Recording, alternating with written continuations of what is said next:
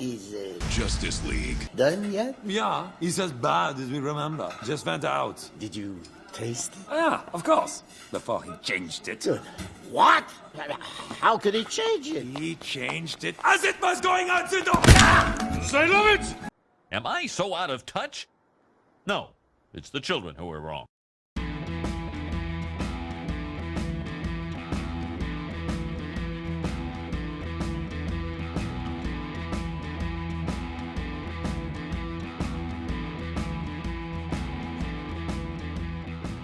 Hello there, everyone, and welcome back to the Open Yawn, the podcast where we shall attempt to bore you with our opinions. I'm Wyatt. And I'm Emmett. And so, my dear brother, after so many years of copious denials, rumors, and much online clamoring, the veil has finally been lifted. The prophecy has been fulfilled. God has said, let there be the Snyder cut, and there it was. And to God, he was well pleased. Was he, though? Depends on who you ask, I guess.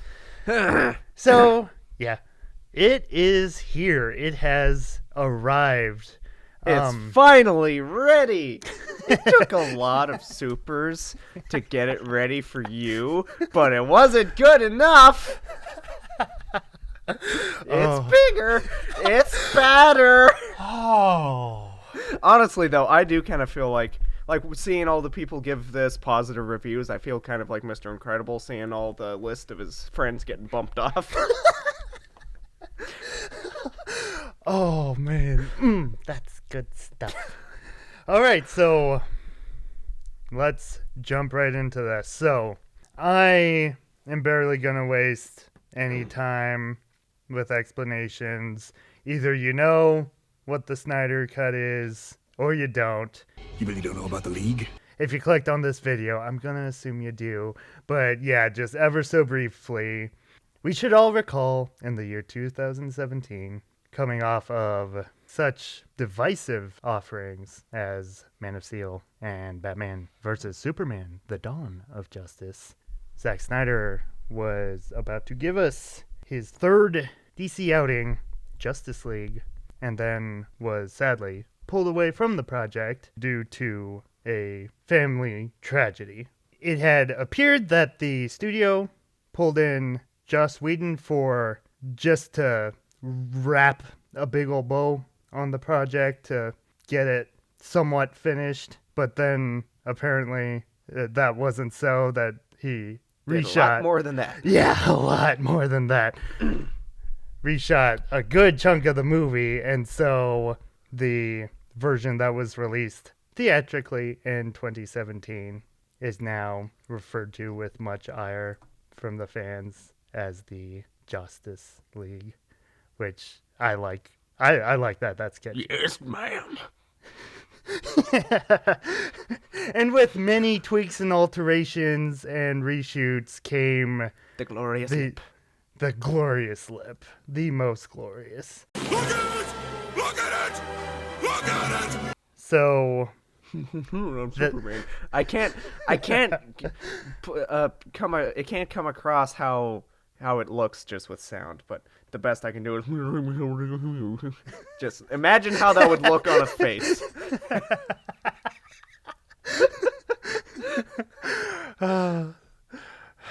Sounds right to me. So yeah, that was just one of many memorable moments, one could say, from that original Justice League film. Quick take, what is your opinion on the Justice League? The Justice League.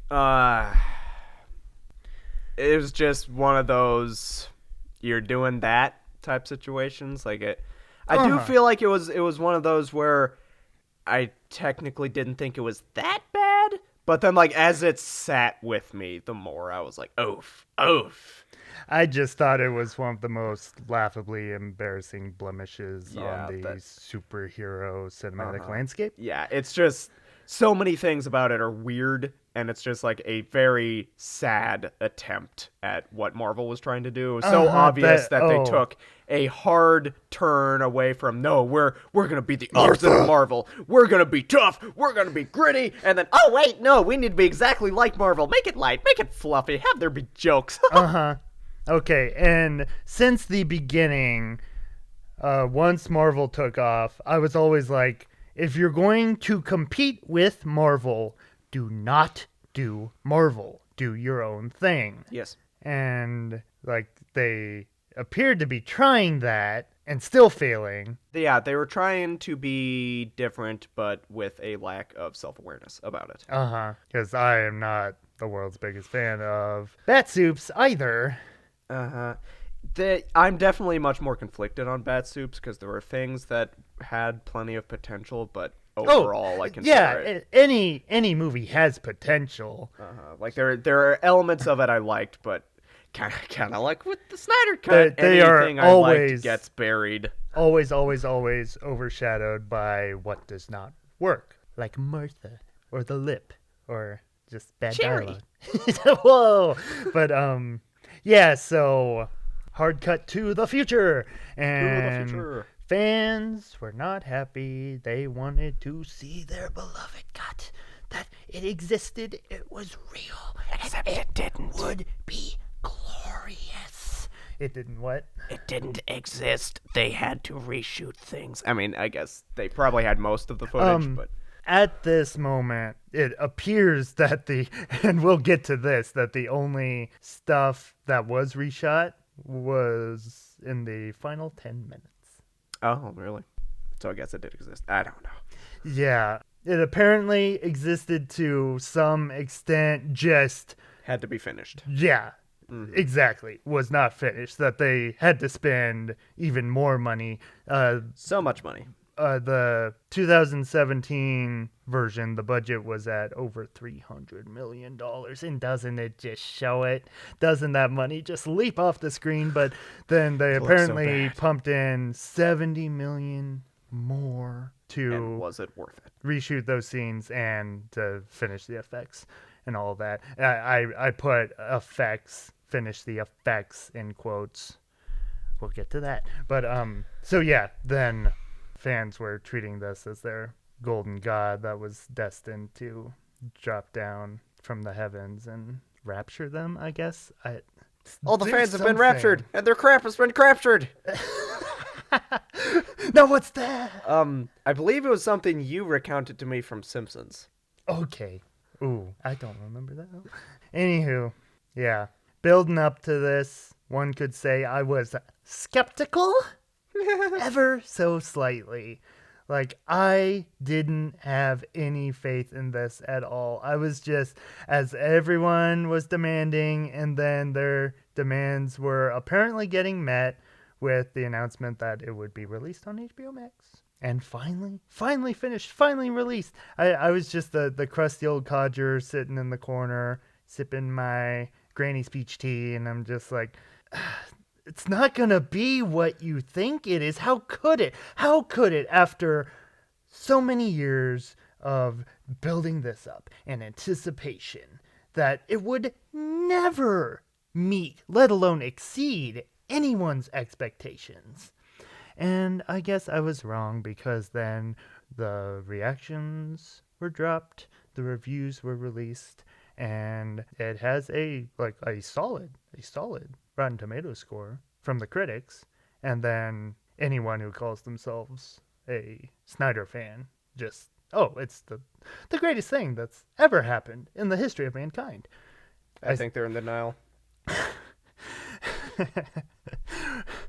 One could make those assumptions, but so yeah, then all of a sudden, in the week of its release, I went from, yeah, this is gonna suck balls, to, oh, wait, okay, I'm seeing many critics and YouTubers and others whose opinions, you've respected whose opinions in the I past. respect, yeah, and who I almost always understand where they're coming from, and then I'm seeing reactions from those folks, oh, wait, the Snyder Cut is good.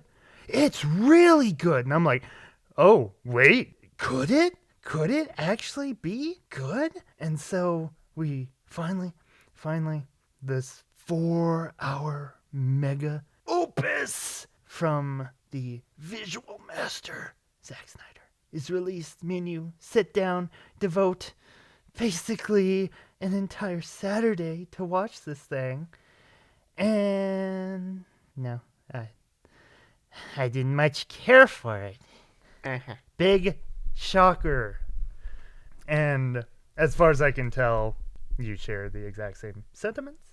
More or less. Usually, I'll try to find more positives than you do, but there weren't too many to find. Okay. Yeah, I definitely have some rantable. Well, opinions. that's why we're here. So, yeah, let's make this clear. All this week, I haven't fully diverged into madness or anything. I'm not exclusively combing the internet for reviews that lined up to my opinion. So, just the YouTube algorithm whose videos are recommended to me.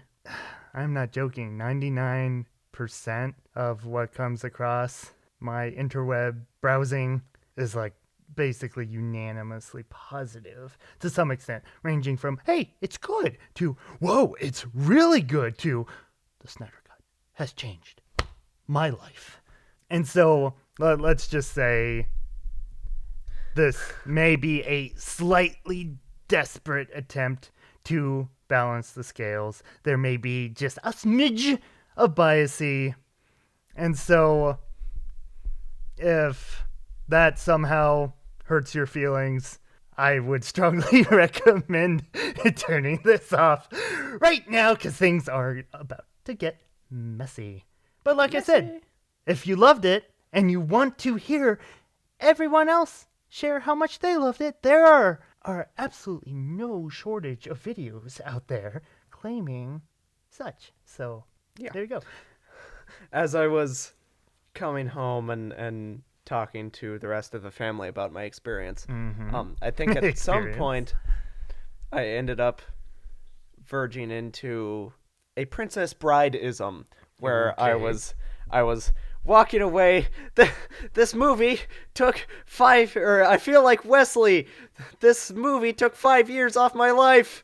And one day it may just go to 10, but it doesn't know what it'll do to me yet. I concur. So technically, that's to say that it did change my life too. Oh, yeah. Okay, so from this point on, no holds barred, spoiler warning, all of that. We're just gonna dive into this thing because there is quite a lot to unpack. But again, I'm not setting out to be biased, so let us try our hardest, our most valid attempt to start this off on a somewhat positive note. So, were there any good things that you found in this 4-hour cut of Justice League? The main things I want to say are less good and more complicated. Okay, so first, I did think that Cyborg's arc and development was good.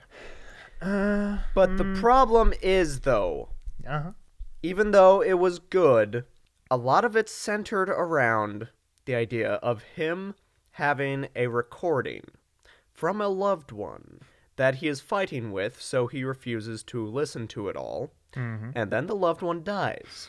And so, at the end of the film, he goes back to the recording as he's mourning, and he's realizing, no, I did love that loved one, and he listens to it, and it just so happens to be magically the right words that he needs to hear at that exact moment that pinpoint the conclusion of the arc and the ending of the movie. So, my question for you is this.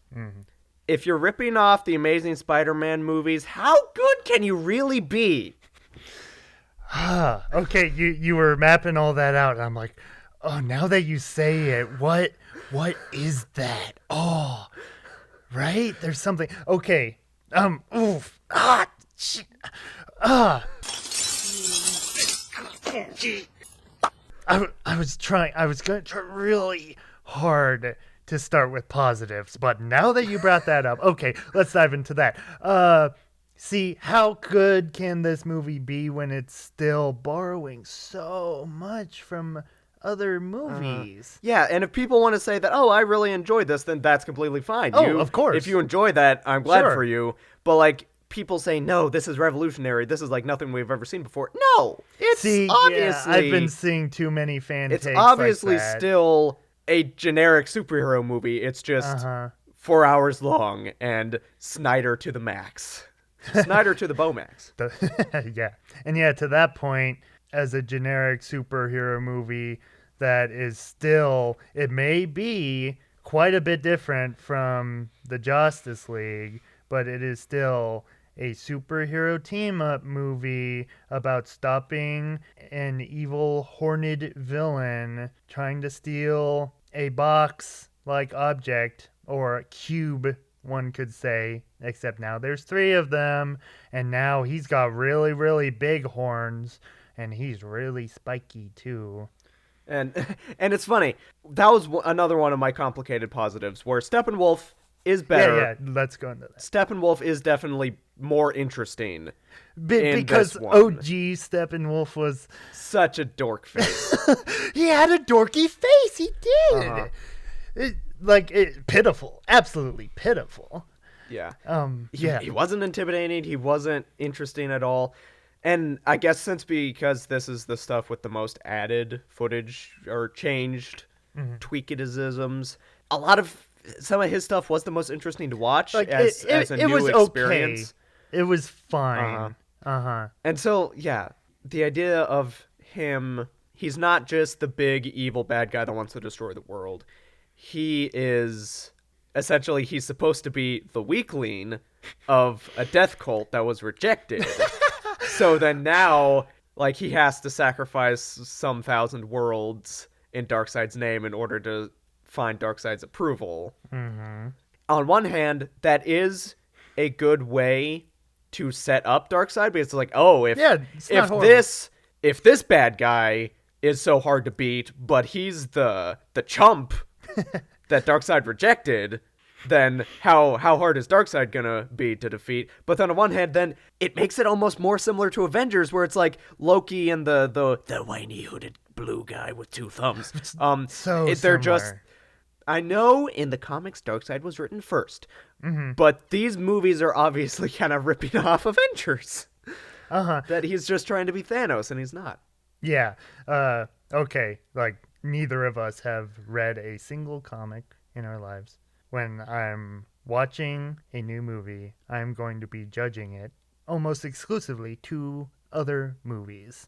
And so, yeah, when you have that plot outline and you've got the Loki villain equivalent, you've got, like you said, the evil hooded guy from Avengers equivalent, and you've got the Thanos equivalent. It's like, did you have to do that for your own team-up movie? You couldn't have done anything else. And what are they going to do once Darkseid actually gets there? Like, that's the problem with escalating things to world-ending stakes so fast. Yeah, that's why I'm sick of the end of the world. Because stuff. If you already have a villain who's like, oh, I'm going to end the world, but then you're Where do you go from there? promising a bigger, badder villain, it's like, what's he going to do? Like, how are they going to show Darkseid as being more of a threat? He can just punch harder? They've already done that! Right? Oh, yes, the anti-life equation. What does that do? Kill people? You're saying your bad guy kills people? Oh! Okay, yeah. Trying to stick to the positive train for a minute. Yeah. When you do a direct comparison to the Justice League, like, it is evident that what we have here is the original vision. In some way, shape, or form better than the same scenes in that movie. Yeah, everything is improved upon but to some extent. Yeah. But it's not a high bar to cross, though. Thank you. So just because it's better doesn't mean it's outstanding. It's Because better it's still the same movie. by comparison. That judging it on its own, it's still not anything, that groundbreaking or memorable. Mm-hmm. Yeah, and because, like, with editing, it's important to get more the large-scale editing right before you fine-tune all of the little scenes. Mm-hmm. And so this movie feels like, yes, you've gone in and fine-tuned all the individual scenes, but the plot as a whole is still the same plot. It's still the same movie. Mm-hmm. Man, will you look at us? So I really want to keep things positive for a minute. I hate this movie. I hate this movie so much. So still talking I'm positive. sorry. Man, this movie sucks. And it's funny, like, I was originally going to try and do that. See, I'm trying. My intention I'm not doing was this out of spite. my intention was to be positive, so. Be happy. Okay, like, again, the 2017 version, like, just visually, the colors are cranked up to such a hilarious degree that, like... And you can tell they just altered the original footage, so it looks really bad. Doesn't look natural. That, like, cinematography-wise, this one... Does stand out. Yeah, definitely stands out from... It definitely has the same Snyder style. Yeah, and so that's always gonna look, like, semi-impressive. Another thing that was like, okay, this was, as far as I can tell, 100% changed. For whatever reason, the score stands out, like, heads and shoulders above 2017's. Like, I can't remember a single gosh darn thing. From 2017 shoehorned in all the original scores. To the point where, like, I was never even able to notice them. Like just little flourishes here and there. Yeah, but I know it. Yeah, I thought that was dumb. That's when already I an heard improvement. it. Except when it shoehorns in Wonder Woman's score, because that's still jarring as all heck. Yeah, you say that, and I actually found that to work the most it ever has here for me. We got so many Ancient Lamentations that by the end of the movie, I was like, give us the Wonder Woman score over the Ancient Lamentations. Okay.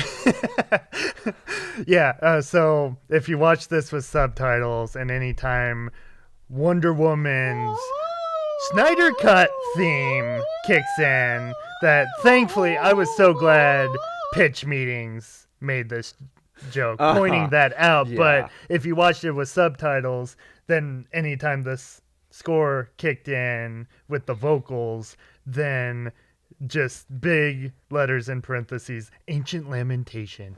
And how many times did that pop up? Like 20? And it's not like vocalization where it's just there's vocalization worked into the score. It's like the same exact track. Repeated. Exactly. So it's like, don't repeat the like, same no difference at exact all. thing over and over again. That's not how I don't and think that's again, how you you're score. listening to it for 4 hours. Basically, every time this character shows up, that it gets a little tedious. Yeah, it. Like I said, it made me miss the Wonder Woman theme. But other than that, like in most scenes, the score did have a much like added weight of excitement to it that the 2017 version never ever had. Yeah, there are highs to this. Like certain action scenes, like the action was so weird in the theatrical version that now it was just refreshing to see. Okay, that's what they were trying to do. You say highs, but still, at no point in this movie did I pull a Leo pointing at the TV. Hey, I like that. Like I kept. It was almost poised always, to hey, do that is better than the last version. But like, there was never that one thing that like fully sucked me in. I'm like, okay, I am engrossed. Like, this is exciting. This is like absolutely well done. Like, but there were scenes where I'm like, you almost have something there. Like certain action scenes, again, were improved, like the Steppenwolf siege on Amazon Island and the underground tunnel sequence. Like, those were definitely more considerably better scenes than the original. Yeah. But like, there was always just that extra little spark missing. Like, even though like the color grading was much better, the actual CGI itself was still lacking for me. It was spotty. I know there were a lot of times we'll where get more into that once we get out of the positives, because I'm trying really hard. I have the power of positive thinking. I know there was a lot of times where you would be like, oof, and then I would be like, I don't quite see it. I thought the CGI I have always worked been very for particular the most when it part. comes to CG. Yeah, it's funny. Because like I even don't. if it wasn't like too realistic, and that's not a demand for me at all. a lot of times it felt like a painting, like a 3D painting, and I thought that style worked. You say that, and in theory that sounds amazing, but like, okay, you say 3D painting, my mind thinks the Valkyrie flashback scenes from Ragnarok. And I'm like, that looks amazing to me. And then I never got that from this. Yeah, and it's funny how I guess opinions change in retrospect, because watching it, I didn't feel that badly towards it. Like, watching it, I kept thinking, okay, you could get me. Like, this I was is working. always You open to could... having my mind changed. Like, I was always like you said, you never went full Leo meme. I was always like kind of posed to do it, like holding my finger up ready to point, but never actually pointing. And so I was like, okay, like, yeah, I could get into this. This could work. All you need to do is get some momentum going. And then it ended, and I was like, okay, put my finger down. That didn't. Oh, what? It's funny how much momentum helps. This movie never really gets momentum going. Even though there are good scenes, they're just kind of here's one little moment that's good, and then it doesn't really add up. See, that's one of its major flaws for me. Like, especially, let's take as a prime example the scene where they're getting ready to resurrect Superman. Again, like most other scenes, that does play out very differently from 2017's. And when it started up, I'm like, hey, this isn't a bad idea. Like a very seriously minded, like almost superhero heist trying to resurrect a fellow hero. I'm like, hey, that's a good enough setup, like, for some tension building, and it is kind of unique. And then anytime like the score kicks in and they're getting things moving, they cut away to, oh, what's Lois Lane doing? She's still mourning Superman. Yeah, we have to see her get coffee. Yeah, just a random scene of her getting coffee in the middle of the heist, and it's like, cut that out, and it has a much better flow, and we don't need to see her get coffee. Yeah, see, maybe, funnily enough, this didn't have to be 4 hours long. Would it be weird of me to say I want a third cut? Because honestly, there were enough things that I wanted to like that part of me was like, I want to revisit this, but I don't, because it's such a chore to watch the entire thing. So I want someone to cut it down, because you could easily probably trim off a full hour, and then it would have because I'll get into the repetition later. I have a lot to say on that. But yeah, there's good stuff there. It just I don't want to go back to it because it's so hard to sit through the entire thing. But yeah, last major positive, I thought Jeremy Irons was a good sport. Jeremy Irons is always a good sport. Like, he was the best thing in Batsuits too. Yeah. So yeah, just seeing more any scene with him, more of him. I'm like, you're doing good, man. I like you. One thing that it wasn't better in the original. It wasn't good, but there was still like actual, to some extent, camaraderie and interactions between the heroes. I was baffled by how little the heroes interact in this one. Thank you. But then most of the good scenes involved Jeremy Irons and what he had to say to all the yahoos coming in. So yeah, I had a note here specifically meaning to ask you if you found any chemistry at all between these people, because apparently others do. What? I don't know, yeah, because like again, it was cheesy as heck, but the Justice cut tried to they tried to rip off Spider-Man Homecoming with having Flash be Batman's understudy. He wasn't at all like here. they have the one interaction when he's recruiting him, and then they barely share a word of dialogue throughout the rest of the film. Okay, and here's another major problem with the movie. When was that recruitment scene when Batman and the Flash are finally in the same room together? An hour and 30 minutes in, Batman finally meets the Flash. To me, that's a warning sign that you need to make some major edits here. That is ridiculous. Yeah, like, if they had maybe gone the miniseries route, then it would be more acceptable, because I always judge TV on a completely different plane than movies. like compared TV and movies to are not, and nor should they ever be the same thing. Yeah, compare it to Falcon and Winter Soldier, which for some reason is getting flack from people. Stupid. It's good. Like the first episode of that didn't have Falcon and the Winter Soldier interact because it was still it was establishing who they were in their own lives and leading up to them meeting. So if they had maybe gone episodic with it, they could have maybe focused the story into actual episodes. And here's the thing, in the case of Falcon and Winter Soldier, there is no demand that they share a scene together in the first episode of your show, because they already have. Yeah, we have already seen major interactions between those characters.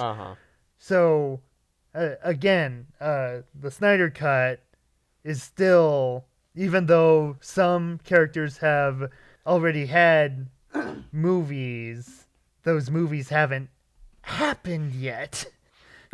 In here, like Aquaman. Yeah. But so when you're not Falcon Winter Soldier, that's coming off of how many Marvel movies where you've seen those characters, like this is when you need to do the proper setup and give the proper time to the characters interacting. And this goes back to the repetition, but a lot of their interaction is exposition. And so that became a major problem because thank you. They don't just tell the story. Like, each character kind of figures out what's going on their own. And a lot of times that works if different characters have different pieces of the puzzle, and then they come together and then they put the pieces together. That's how it should. Except it's like two characters will interact and they'll explain everything to each other, and then they'll meet another character and then explain everything to him, and then meet another character and then explain everything to him, and then meet the final character and explain everything to him. So it's like every piece of exposition gets repeated like 3 or 4 times, pretty much. And it's like you don't need to repeat yourself that much. And almost every single piece would get reiterated at least twice, because like they would normally start out like showing something to you visually, and it's like, oh wait, are they being somewhat subtle about this? And then later on, then they would stop the movie dead in its tracks to not so subtly and very blatantly spell all of it out to you word for word, like you are an infant. That's why it's so hard to find positives, because there were a lot of moments where I was like, oh, okay, that works. And then the very next moment would not work, and they'd be so closely tied together, like you said, where it's like, oh, they show something. Okay, you've shown it. Now we're going to explain it. You don't need to do that. Okay, so here is a major example of there may be some competence to be found, but whatever there is that I don't like ends up vastly overshadowing anything that could have worked. Now, on the opposite end, something that may not be the most expertly crafted masterpiece there is, but whose strengths are so great that they make me forget about it. Just about anything that doesn't work would be Watchmen. Yeah, and it's so weird how people will make fun of Watchmen for, it's too long and has too much slow-mo. And they have many valid reasons to do so. Yeah, but then it's like, okay, everything you complain about with Watchmen is like doubled down on in the Snyder cut. Right? Literally, like almost twice as long. So, which I guess it's a contradiction for other people, but it's a contradiction for me too, because I'm like, everything about that doesn't work in the Snyder cut, but I kind of like it in Watchmen. But then most people are the opposite. That Watchmen gets a bad rap, but the Snyder cut is God. Like, see, that's the thing with Watchmen. There are both those that adore it and those that are heavily against it. And with the Snyder cut, it seems like just one end of the scale is tipped so far. It feels strange because I'm like, okay, am I like, once again, I've seen a popular movie where everyone else doesn't agree with me once again.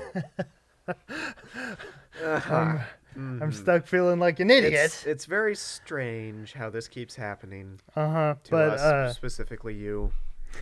Uh-oh. I can't understand my ways. I'm sorry. I don't know why I am who I am. But anyway, with Watchmen, that may honestly like it would be interesting to do an official superhero ranking someday, but I consider that to be one of my favorite superhero films. I'm not saying that would be in my top 10 because I like a lot of superhero films. And with Marvel mass producing, it's hard to file things down to that small of a number, because like you can't get everything to Marvel, but they've kind of saturated the market. And here's the thing.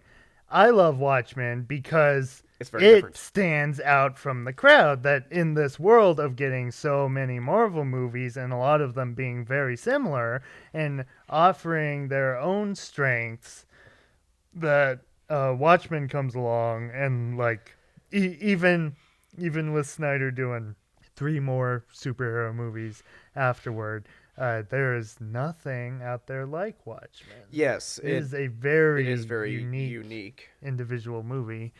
It has plenty of excesses. It is not subtle in the slightest. There are problems. There are some problems. Yeah, but just it has such an interesting way of going about everything, and for me, like I want more Watchmen's. Like, since Watchmen still isn't a perfect movie, there is plenty of strength to build off that and try again. I want like 3-hour large scale superhero epics that take themselves fairly seriously. Like, Watchmen is a very weighty film. It does touch on some impressive topics. Right? Yeah, that other movies wouldn't even have the balls to. And, okay, and here, part of the reason is because it is immensely faithful to its source material. That Watchmen succeeding as much as it does for me is more than likely largely attributed to its faithfulness. Like, if you had someone who had all the ideas straight, and all Snidey needed to do was bring the visual flair, that maybe works better than when Snidey's doing all of the writing himself. Exactly. And of course, we don't mean him specifically, like hiring other writers to, like, he's not making every single facet of the movie himself. Yeah, I know, just, you know what I mean. Snides, what should I write today?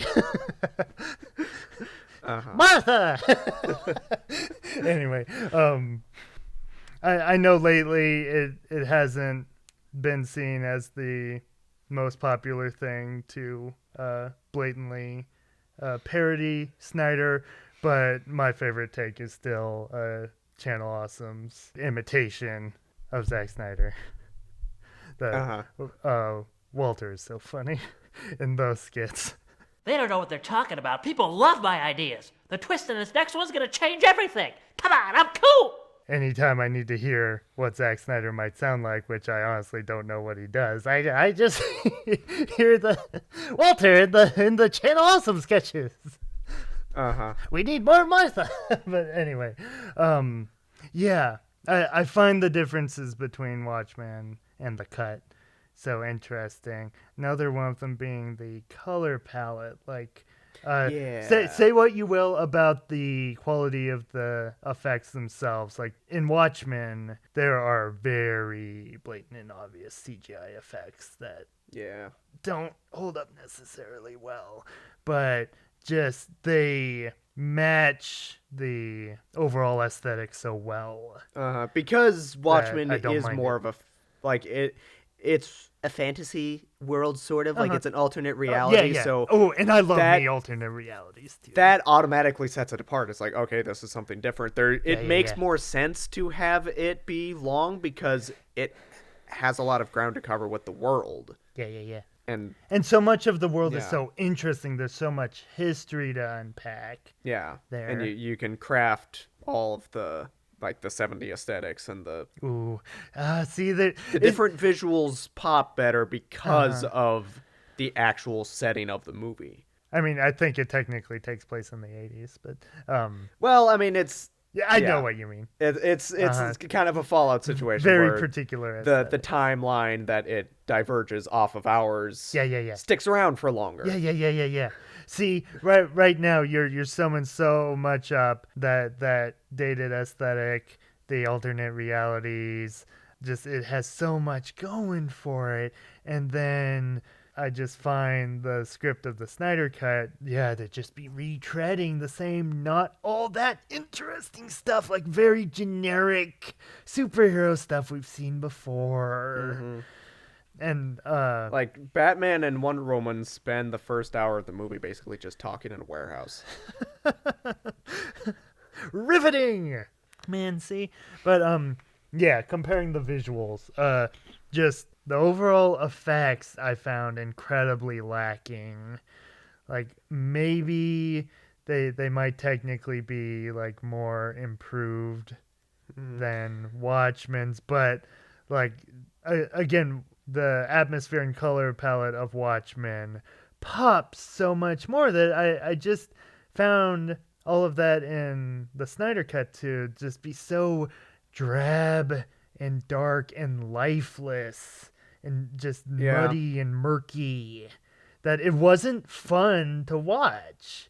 That especially near the end, all the action scenes, like you were there, like my eyes were blistering. We had to stop so I could soak my eyeballs. And like I said, it just wasn't working for me. It didn't really hit me until afterwards, because like watching it, I kept hearing you be groaning and rubbing your eyes and like, oh, it looks so bad. Oh, it hurts. And I'd be like, I don't think it's that bad yet. I haven't gotten there. And then like pretty much as soon as it ended and I realized what I had done with my life, I was like, oh, ow, now it's hurting. Ooh. What? Just it all washed upon you at the very end. I realized what I had done. Oh no. Yeah, okay, so going into this, trying my best to give it a chance. Let it play out and not be too pessimistic on it. It literally opens. Like, if this works for other people, fine. But yeah, another problem with this movie is that it is so self-serious. Like, it is still, like, it tries to crack jokes, but it is still acting like what you are watching is just the most important thing that has ever happened in your life. So maybe that's why that's resonating for some fans, that they are, like, really taking it literally. But just the first shot with... And I haven't seen it recently. I'm assuming it's a different image than what was actually the death of Superman. Yeah, because it wasn't slow motion like that. I didn't remember them lingering on it for so long. Like, it's funny. I find that funny. So that's bad when it's your first shot of the movie, and then Just Superman's atomic constipated. death belch echoing throughout the worlds. We're watching this thing for 5 minutes, just cascading. And across the in mountains. theory, the idea that like Superman, since we know he has like super breath, like so as he's dying, the whole world knows it. That's Is really not interesting. a bad idea, but right? yeah, I'm trying to think of what to compare it to. It's 'cause all in the execution. It's That does not work for me. yeah. What does it make me think of? Where just something's like moving really slowly, and because like I mean, for not a good reason. It makes me think of something sort of like the golden ticket journey in Polar Express, but then if you slowed it down to like half the speed. Okay. Polar Express is another movie where you could say the visuals are just a tad bit dated, but it just it has such a style to it that it is fun to watch. See, now why that's a very darkly lit and kind of somber movie, but like it knows how to handle colors to be pleasing to the eye. Like I'm not talking the actual quality of the CGI, like just like the aesthetics. Yeah. That like it knows how to balance the dark nighttime setting with the bright interior of the train. So where it just doesn't completely wear you down. And it's a short movie. See, that it kind of knows it's like this kind of Just quirky little tale. CGI effects real. Just watch it unfold. But yeah, I was definitely thinking of the golden ticket scene with when Steppenwolf attacks Amazon Island, and we have to send the arrow to warn. Were they warning Diana specifically? I think they were, right? Yeah. That Diana will know what it means. And yeah, so the first half of this arrow scene, I'm like, are we gonna get like an entire ticket sequence of Polar Express where just this arrow goes on this amazing journey? And see the difference between that and Polar Express, like things are happening. You may find them to be ludicrous things, but it's fun to watch. It's and like with Polar Express, like what better else are they doing? They kind of need to pad the runtime. This movie does not need padding. Yeah, padding out a 90-minute movie to padding out a 4-hour movie are very different things. But so yeah, you're just watching this arrow fly for a full minute, and it's like we needed that, huh? That was essential. And a lot of the problem with this is it relies too heavily on what other movies have done rather than properly set up the characters themselves. Like one thing that held me back from being properly engrossed in the attack on Amazon Island, I'm not going to call it its name. It's stupid. It's a stupid named island. Why that doesn't work properly for me is that the very first time you see the Amazons in this movie is when Steppenwolf attacks. So they're like, "Oh, you've seen Wonder Woman. You know the Amazons. That's fine." Well, the problem is, okay, compared to Infinity War, that opens up with characters you need to know who they are in other movies, but like 8 months earlier, you got Thor Ragnarok with That leads Loki right into and it. Thor and Hulk and Heimdall. And so those characters should be, if you're properly invested in the universe, those characters should be fresh in your mind. And so everything that plays out there is much more effective. When was the last time you saw the Amazons? It would have been at the beginning of Wonder Woman, not the end of Thor Ragnarok. You wouldn't have seen the Amazons at the end of Thor Ragnarok. You know what I mean. The first act of Wonder Woman. So it's not like you just, like, in theory, if this movie came out in 2017 And like once she leaves Amazon Island, you don't see the Amazons again.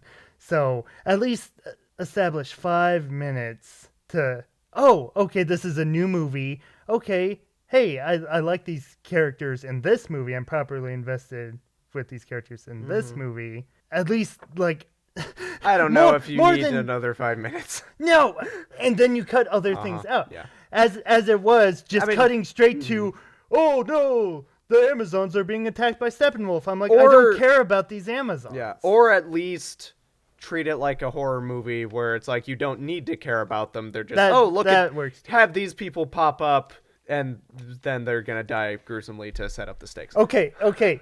You say that in a horror movie. What does it usually do? You're watching that character either walking down the street or in their house alone for a couple minutes. They're talking on the phone. Oh, hey, I have such a wonderful life. Oh, I have a mom, I have a sister, whatever. You know kind of who they are or what they're about. If they're a jerk, if they deserve it. The first thing we know in this movie is, this box is moving. Yeah, see? Yeah, that's the problem. That you can establish that kind of stuff in a limited amount of time. Movies have done it. Yeah. It's possible. Yeah. It may be late now, but I just remembered some trivia that what would that be? There's actually another island with all the male warriors, and it's called Guyliner.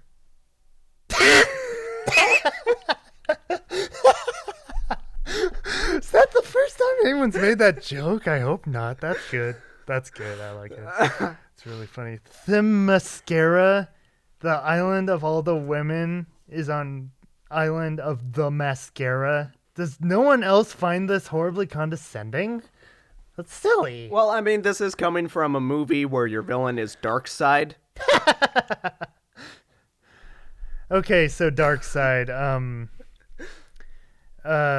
like, it is really hard not to compare it to Marvel. That, like, Marvel had a few movies where Thanos was just the scary guy with the deep voice that didn't do much. It's not my time. But, like, at least I guess Darkseid had a few lines, but just... Did he? I guess he said something to Steppenwolf once. Yeah, he talked to Steppenwolf once, like one scene. Like Thanos and Guardians. I guess that's an equal comparison. Just, yeah, he seems like a bore. He seems like just a big dumb. I'm scary, I'm evil, I have a deep voice. That voice is so scary. So gravelly, yo. In theory, since Marvel tends to lean more towards sci-fi, if you wanted to do basically the same thing but have it be more of like the gritty fantasy version where Darkseid's more like a fantasy warlord instead of a sci-fi conqueror, that could work pretty well.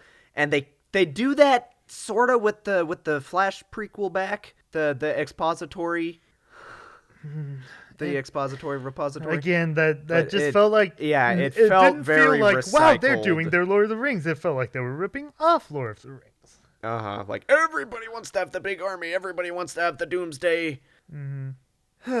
Yeah. Okay, that was my Doomsday. Yeah, someday I need to try to, like, really dive into, like, okay, like, the beginning of Fellowship of the Ring, when they're going over the past battles between the elves and men versus Mordor, like, maybe because that takes up only, like, that battle scene takes up half the screen time of Justice League, maybe, you need to decide with whether characters you don't quite know yet. You need to decide whether you're showing or telling, because, like, Lord of the Rings, like, does both very well, where with that prologue, it's telling you, and then it's showing you just briefly enough to get the point across. This movie always tells you and then shows you the entire thing anyway, or shows it to you and then explains the entire thing anyway. You don't really need both. And part of it might be, like, when you're watching that opening scene in Fellowship, like, you see characters like Elrond. You don't know who Elrond is yet, but you have the feeling that you'll get to know who Elrond is. And then it flashes back a time or two to establish pertinence. To shed a little more light. Like, okay, you heard a little bit of that, now hear a little more, and there's a new layer to it. And it flows very well into Bilbo's story. So that, like, you know that there's something darker going on with the ring than he fully realizes. And so the similar scene in the cut is just, like, basically just watching nameless action figures duke it out. Like, I don't get, like, if you are a comic fan and you're seeing all these characters just for a hot second get the fight and then they're gone, how's that satisfying? It's like Ready Player One.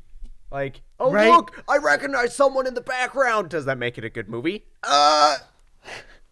See, like, certain nerds, that's all it takes. But then, with everything, there can be contradictory opinions for me, because, like, which is so weird. It's a contradiction for me, but it's a contradiction for everyone else, too. Because, like, Attack of the Clones gets so much flack for, like, the end battle sequences just being, like, nameless clones. No one really cares. But for some reason, I still enjoy those scenes. I guess maybe nostalgia. But, yeah, like, I'm not saying they're good, but I enjoyed those scenes. But then in Snyder Cut, it's just like, okay, going back to the Ragnarok Valkyrie flashback, that's basically one shot that they just pan around different angles of. If you could compose just one beautiful shot of the epic battle with Darkseid while Wonder Woman's narrating it, that would probably be better. It's not like you hear Valkyrie's backstory, they show you that shot, and then, oh, okay, here's a random battle sequence play out just randomly to interrupt the movie for 5 minutes. And yeah, I agree. And here's another thing about that. If you're gonna make an epic battle sequence, it needs to be a particularly good epic battle sequence. Like that. That's what you can sum up most of these action scenes to. Like, what exciting things happen? Oh, like a bunch of people charge each other and punching. Like, one review summed it up perfectly, I thought. Okay, so you're supposed to get fans excited because a Green Lantern shows up in this battle. Green Lantern has the power to conjure anything at all with the power of his ring. It is, the possibilities are endless. What amazing things what would he conjure during this battle sequence? Oh, he shoots a green beam. Pew, pew, pew, See, pew. That's the thing. Like, it's not brimming with any kind of imagination. It's just stuff happens, and that's not enough for me. Yeah. This is bad. We're an hour in already, and I'm on the first page of my notes. Uh-oh. Well, I mean, so was Snyder. 4 hour Snyder Cut gets 4 hour review, baby. I hope not. I hope not, yeah. Yeah. So I guess I'll try to do a better job to be better than Snyder. You must rise above this. No. Yeah, it was inevitable, but anytime Darkseid was on screen, I just kept wishing it was the Teen Titan Go version. I am Darkseid. You will be cast into the fires of apocalypse, where you will burn for eternity. Weird Al is the true monster. You take that back! He is a national treasure! People are gonna love me bringing that up. See, say what you will about that show. Like, you have to admit, stuff like that, that's funny. That's really... Come on. Like, when it's a show that is obviously not taking itself seriously, so you're not, like, going in expecting a one-on-one accurate portrayal of Darkseid. That's all I want any comedy to do. Subverting your expectations. That's the type of show where any character that's pop up, it's like, oh, how weird is their take on that character gonna be? But yeah. Once you embrace that, then it's fun.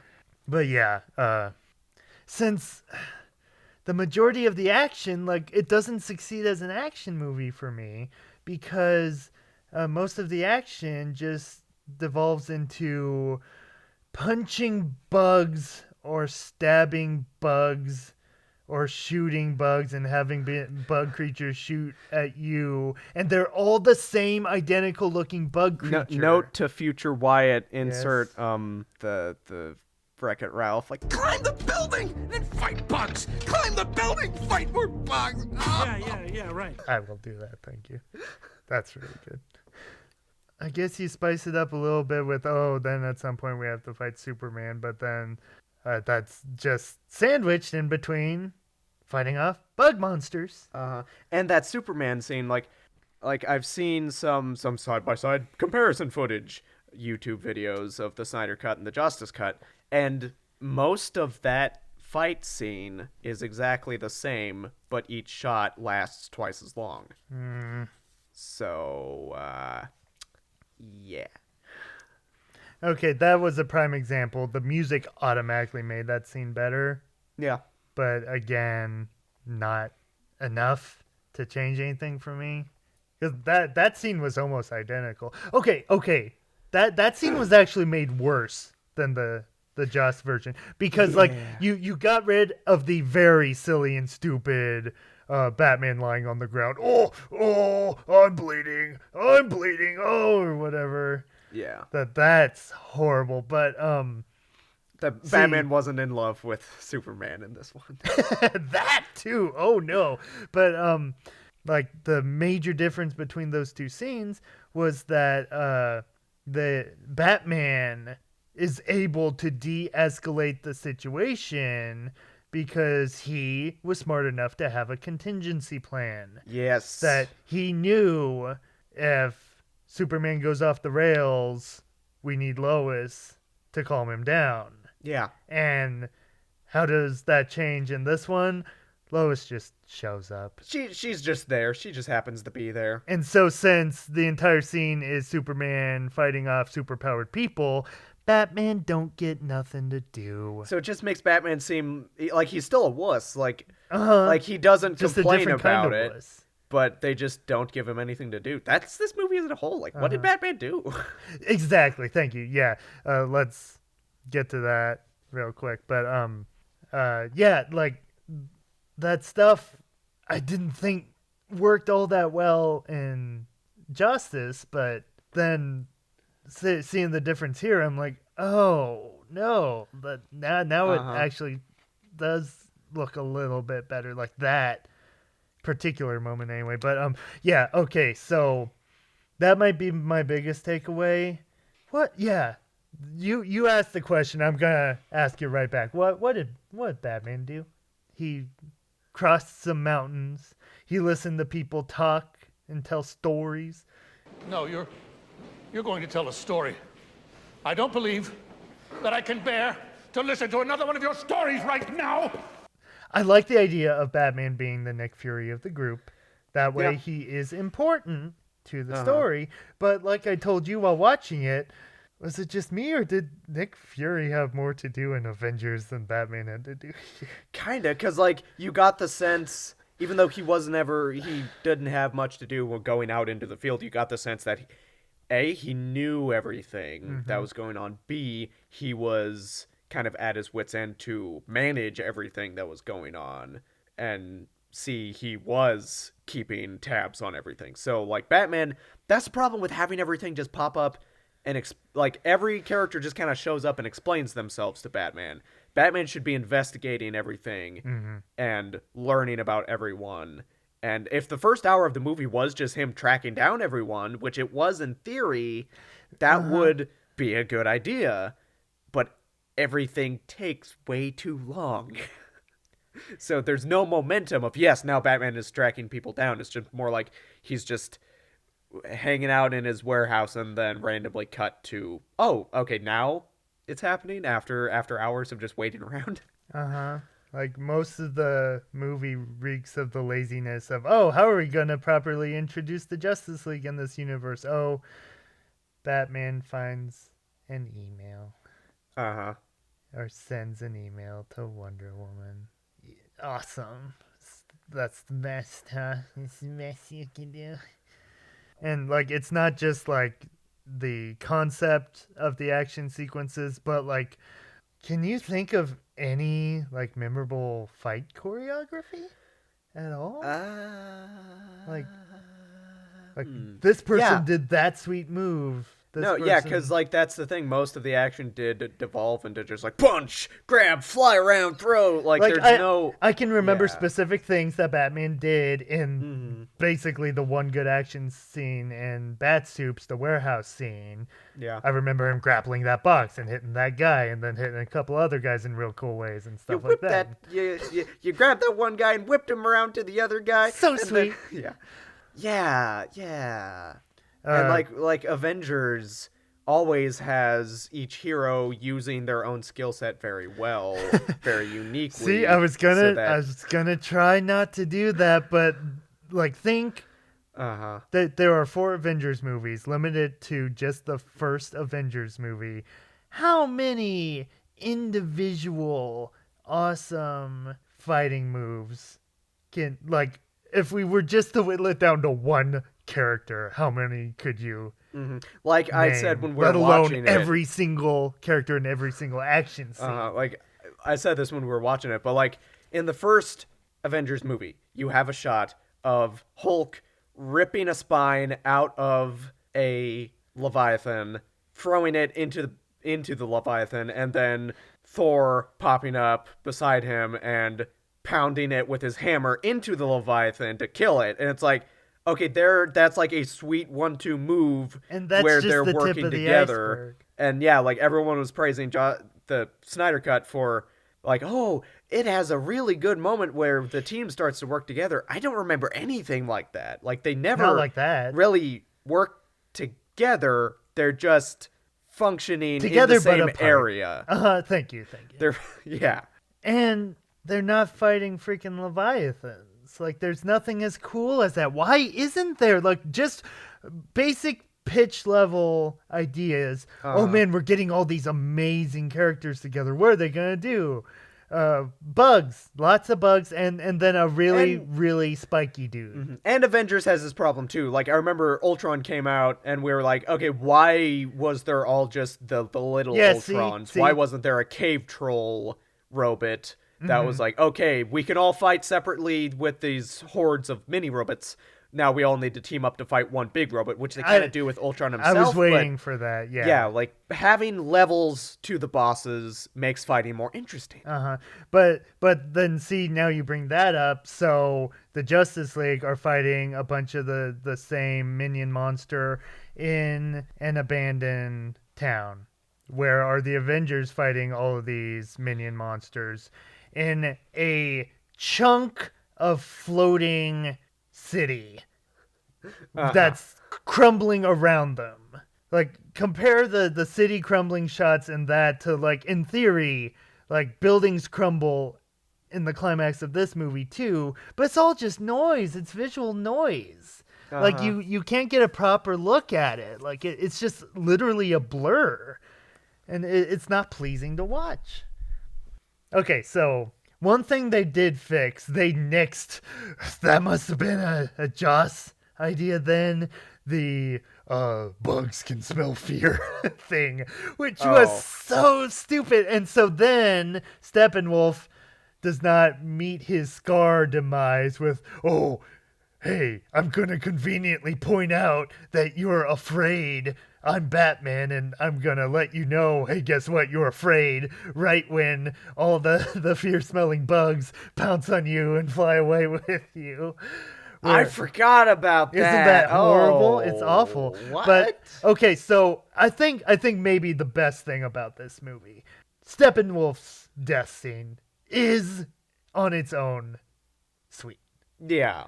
Effects problems aside, the idea, like, if I would have cared more about these characters and the action would have been cooler building up to that point, and the threat of Darkseid would have been more anticipated, that the idea of him getting ready to lay waste to this world, just open up his portal and have his top minions' headless body hurl through the portal.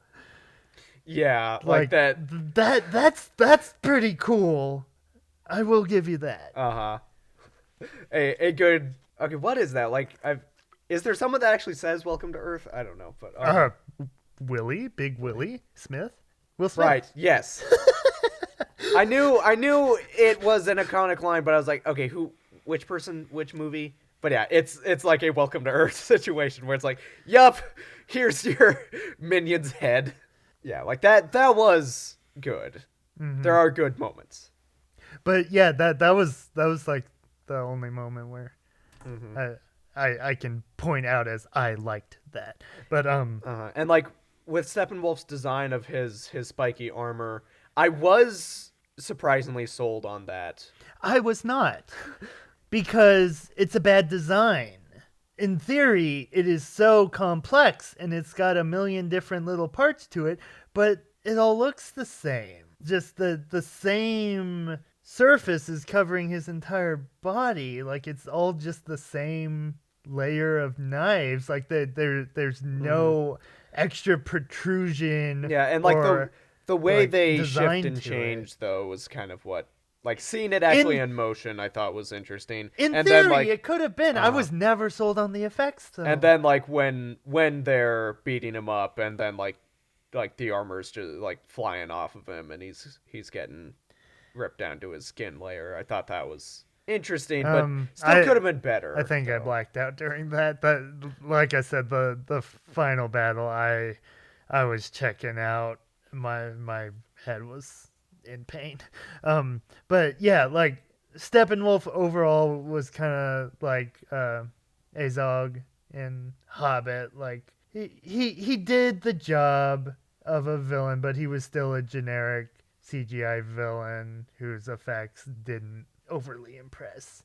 Okay, and that's what I found this movie to be overall. The Hobbit sequels, where more or less, where they're coming off movies with better overall effects and production value, and just the entire thing reeks of digital visual effects and cinematography. None of it looks real at all. All of the Hobbit movies have positive scores. I think Desolation is almost tied with Snyder Cut, ironically. I despise Desolation, even though there are good things to be found in that movie. But okay, see, anything I hated in Desolation of Smog, I never hated as much in the Snyder Cut. I just I didn't get it. It wasn't doing anything for me. It was more of a dull experience than a until you got to the Flash. Oh, okay. Yeah. See, and now in the Justice version, I despise the Flash. I thought Ezra Miller was one of the worst casting choices I had really seen in modern superhero. Because I don't know if it's just his acting or the directing, but like it's funny. We were just talking about like don't go full retard moments, but like it really feels like a bad autism portrayal, even though I don't Which is think they're funny actually because trying then he to... has the Stand under his belt. Oh, woof. Okay, I'll say that is the worst acting I've ever seen in my life. That is horrendous. I can't believe that happened, but anyway. Yeah, I thought all that with the prior version, and then this one, nothing changed. I still thought he sucked. There weren't as many. They cut out a lot of the sucky moments, but then added some very other sucky moments. See, I have seen people praising what I would like to call the time in a hot dog sequence. If I could put time in a hot dog, get it? Yeah, and I have some things to say about that. I've seen people claim that to be the best scene in the movie. No. I found that scene to fail on every single level. Again, in theory, that's everything I want, but it just was a catastrophe. Go ahead. Yeah. So, repetition. You have it in this movie, from the large scale of the structuring of the scenes to the dialogue to Flash walking down the street for a minute. Oh, I'm late. Oh, I'm late. I'm late. I'm late. I'm late. I'm late. I'm so late. Oh, shoot. I'm just so late. I'm late. Hey, guys, I'm late. Oh, hey, random person on the street. I'm late. Oh, sorry. I can't talk right now. I'm late. Oh, sorry. I'm late for work. Isn't I'm that just horrible? so late. I'm late. I'm late. Yeah, and like the CW shows pulled that with an ounce of charm, but it still was like, yeah, I know what you're doing. You're And I like the CW's portrayal of the Flash. Yeah, he was a very charming actor. That's another thing that makes this one so much worse. But then like in that situation, even though it was still cheesy, because I was like, yeah, that's it worked better because he was late before he got his powers. This movie kind of shows that he doesn't care about using his powers in public. So why is he late? Well, was it him trying to use it as a cover, trying to let everyone know that he's late? Maybe, I Because guess. I'm definitely not don't a know. fast person because I'm late, but it's still obnoxious. Like what Yeah. you're doing to the characters in the movie, you're also doing to us. And so if you can't portray that properly with a good actor, don't do it. And if you must do that joke, all you need to do is cut to him entering the store. Oh, sorry, I'm late. That's all you need. You don't need him walking down the street repeating it to himself.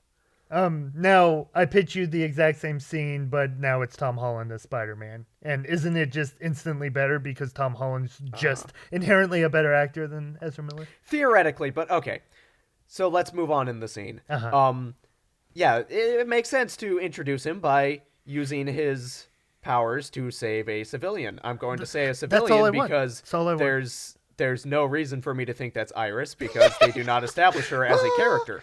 But yeah, okay, so at all. It's not just him saving a civilian. It's a civilian that first he makes googly eyes across a room. Yuck, really creepy creeper moves. And then he uses his powers when she gets hit by a truck, or her car gets hit by a truck, so she gets flown into the air. He zooms up, and he doesn't just save her. He first touches her face. Yuck. And plays with her hair. Don't never go full Travolta. And grabs his wiener. I mean, grabs... He grabs a hot dog out of the air. Never go full Travolta. Because why are there hot dogs? That's not a pleasing image to look at. Okay, and then that scene was a nonsense nightmare. Did the truck hit a hot dog stand? stand? It first hit a hot dog stand. I didn't realize that until like the day later, where it's like, oh, is that where the stupid, awful CGI hot dogs came from? Wieners. But yeah. Here, I'll show you how it's done. Wieners. But yeah. You like hot dogs, right? Oh, I know what you like. Wieners.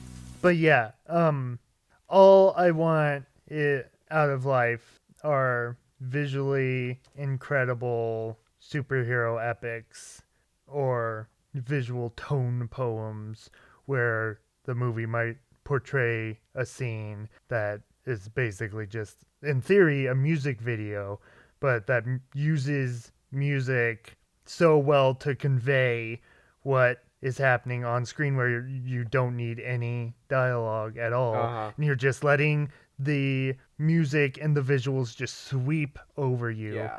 This scene was an abomination on all those regards. Who possessed them to use that music choice? That music did not work at all. Like, I don't know what that song is, like, but almost every song in Watchmen works to a T. That's the thing. How do you go from Watchmen literally to that? every song in this movie feels like every song so jarring and out of place. Yeah, every single one. Yeah, and I wouldn't say every single song in Watchmen worked, because you still have the Hallelujah scene. And we do not talk about the Hallelujah scene in this house. But about every other one, just I find it fits the scene that it's in so well. That it might be a little on the nose, sure, but like it still fits. And this song has absolutely no place in the sequence. The sequence is drawn out way too long, and they try so hard to convince you that, oh man, gee, ain't the Flash just such a charming, quirky fella? I'm like, no, all of that falls flat. And he's a jerk. he's a jerk. You know why? Because he takes the time to fondle not Iris's face, to grab the hot dog and put it in his pocket. How does he start out that scene? By shattering the glass of that store window. He could have easily gone through the door. Right through the door. Like your argument that, oh well, he wouldn't have been fast enough without shattering right through. Yeah, he bull. Can freeze time. Yeah, I call bull because he did all that time. shit. Okay, and then he has 1 foot. Oh, hey, he went through the window. He doesn't have 1 foot in the door. He went through the window. He's got 1 foot in the door. 1 foot in the door. See the scenes with his dad. They're trying so hard to establish these characters to make you care, and yeah, that's what you should use those scenes for. But just when the dialogue is so hackneyed and on the nose, and they're just spelling everything out for you, that the dad I was framed for killing my wife. oh man!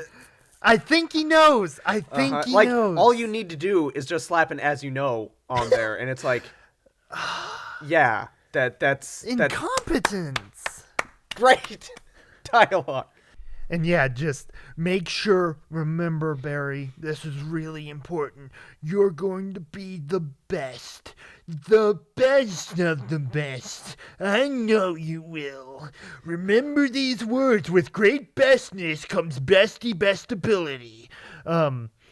You're the most special boy, Jeff. You're very special, Jeff. You're the most special little boy in the world. It was supposed to be you on that roller coaster, Richard. It was supposed to be you. But yeah, let's just unpack all the Flash baggage. Flashy baggage. See, there are certain parts of this movie that I do hate. Like that introductory scene that, like, in theory, it should have been something amazing.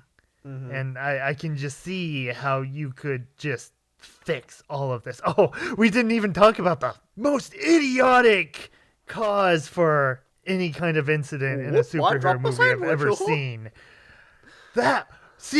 That's where, with the movie taking itself so goddamn seriously, when I have to suspend disbelief to that extent, where this moron drops a sandwich and he's just not looking at the road for like a full minute. Street. Like, it's lost, dude. Like, yeah, at that point, I get it. People are idiots, but like that did not belong in this movie. That entire scene I thought was as stupid as anything in Justice League. Then, yeah, a lot of people do think Flash's stuff works. Like, the people think the ending is just a game changer. And again, in theory, it really could have been. Every other shot was. The climax did give Flash a heck of a lot more to do than Justice League. It did just about get me. When they lost. Like, that is an insanely great idea. That the Justice League lose. Like, I don't know if just that area is destroyed or if that's going to destroy the Earth. I think it's on its way to destroy the entire Earth. Destroy the Earth, okay. Them realizing right before, we lost. And then, boom, like, they're dead. And then Flash is standing there. Because he needed to charge Cyborg in order for them to turn off that the he messed device. Up, so they're dead. Mm-hmm. And then the music that kicked in, like, that was the only moment where, like, I was like it was the end of the movie. I had lost all hope, and I was like, wait a minute. The way they're building this up, could this be incredible? They are building this up like it is going to have an insane payoff. Like, again, The concept is fantastic that then he has to push himself, give it all he's got to reverse time to save the freaking Earth from being destroyed. And then they they don't just drop the ball. They stab the ball. They stab the ball and let it go. as it falls back down, then the ball drops into the blender, gets blended up. Someone comes along, drinks the contents of the blender, shits it back out, and then here's what we got. So this scene apparently really worked for a lot of people. I don't get it because the entire movie, every one-liner Barry Allen had, I'm like, you were there. Every line he had, I'm like, shut up, Barry. Shut up, Barry. And then, like, that all came to a head here, where all they needed to do was not have him, like, maybe one line. I did it, Dad. Not that line. That, like, maybe one really well-acted line, and his acting wasn't working for me already, but, like, it just goes on and on and on, and, like, every additional line, just another nail in the coffin, and another, and like, I can feel these in my heart, because, like, I thought they had something, and then the suddenly scene it as a just whole shatters is really away good, from me. but, like, it keeps cutting back from really good shots of him running and reversing time to save his friends. It keeps cutting from that back to extreme close-ups of his face, just talking about life and just, I can't even remember any of the I lines. did it, but Dad. yeah. I'm the best. The best I'm one of of the them. best. I'm one of the heroes. It's just, he won't shut It up. keeps going back to that awkward close-up and the so on the nosy dialogue. He had me on a platter, and he won't shut up. That's literally what happened. Oh, I mean, this entire scene is literally just... That almost saved the entire movie for me. And then they got it back. And then they lost me again. Yeah. They got it back. But they lost it again. Okay, and so apparently we're on, like, it was alluded to already, but we must be on completely different sides of this equation. Like, the effects in that scene still were not working for me. Like I said, just everything's so muddy and blurry, and, like, it doesn't give me, like, a clear image to focus on and be awed by. Yeah, and, like, his running, it's not pleasant is to look at. Strange, where, like, everything... It always has, yeah. Everything looks like it's underwater, sort of, where it's, like, gets blue and wavery, and it's like, that the wavery effect does not work. That doesn't really... And, okay, so, I don't know if this is actually right, but, like, that's not slow motion running. That's him running slowly, right? It has to be. I mean, everyone makes fun of his running. It looks so Thankfully. awkward. And again with the repetition. Half of Barry's scenes in this movie are just him running like a klutz and then tripping over something.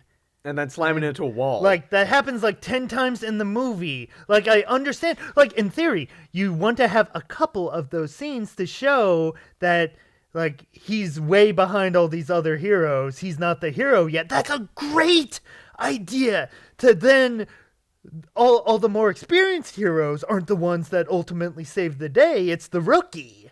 Yeah. That's amazing.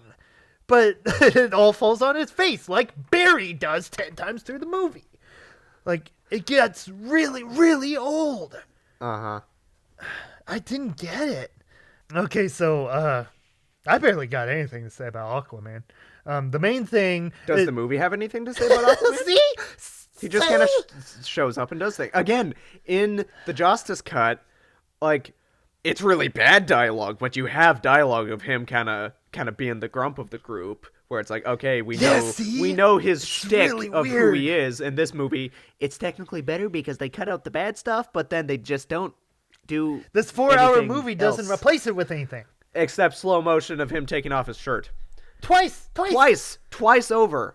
Once with Icelandic folk song interludes. Okay, you tell me a dramatic Icelandic folk song interlude. I'm like, hey, that sounds cool. That sounds like a great way to build a scene. Not that way. Holy mother of God! What? Oh, cringe! Oh man! Again, that was like in the first like 10-15 minutes of the movie. And that was some of the cringiest shit I've ever seen. After you 5... don't linger on their faces like that, and you don't revolve it around a stupid muscle man taking off his freaking shirt. Like, and you don't, and then the girls start smelling his clothes that's too. weird. That he's shedding. It's like, so okay. weird. Okay. Like, okay. at that point, I was like, this entire movie is going to be so far up its own butt, isn't it? And that's after you get 5 minutes of stock footage of Batman's stunt double wandering around the mountains. Again, which would you rather? I pose this question to you. Which would we rather have? 5 minutes of Batman riding a horse across mountains, or 5 minutes of Batman, hey Alfred, I found this hidden secluded spot that might have some magical fish guy that the locals Worship his abs. apparently. But there are weather anomalies that keep me from being able to fly down. Let's pull a clever, like, Dark Knight the China extraction sequence of how can we be smart about this and get into this area the Batman way instead of the I'm gonna ride in on a horse with I don't know how many bundles with no name. of hundies I've got in my in my jacket. Like, I actually did survive Triple Frontier, and I've just got bundles of hundies to hand out to anybody on a whim. It took me, for some reason, it took me a while to get that. First, I went from undies to, why do you keep talking about your hundy?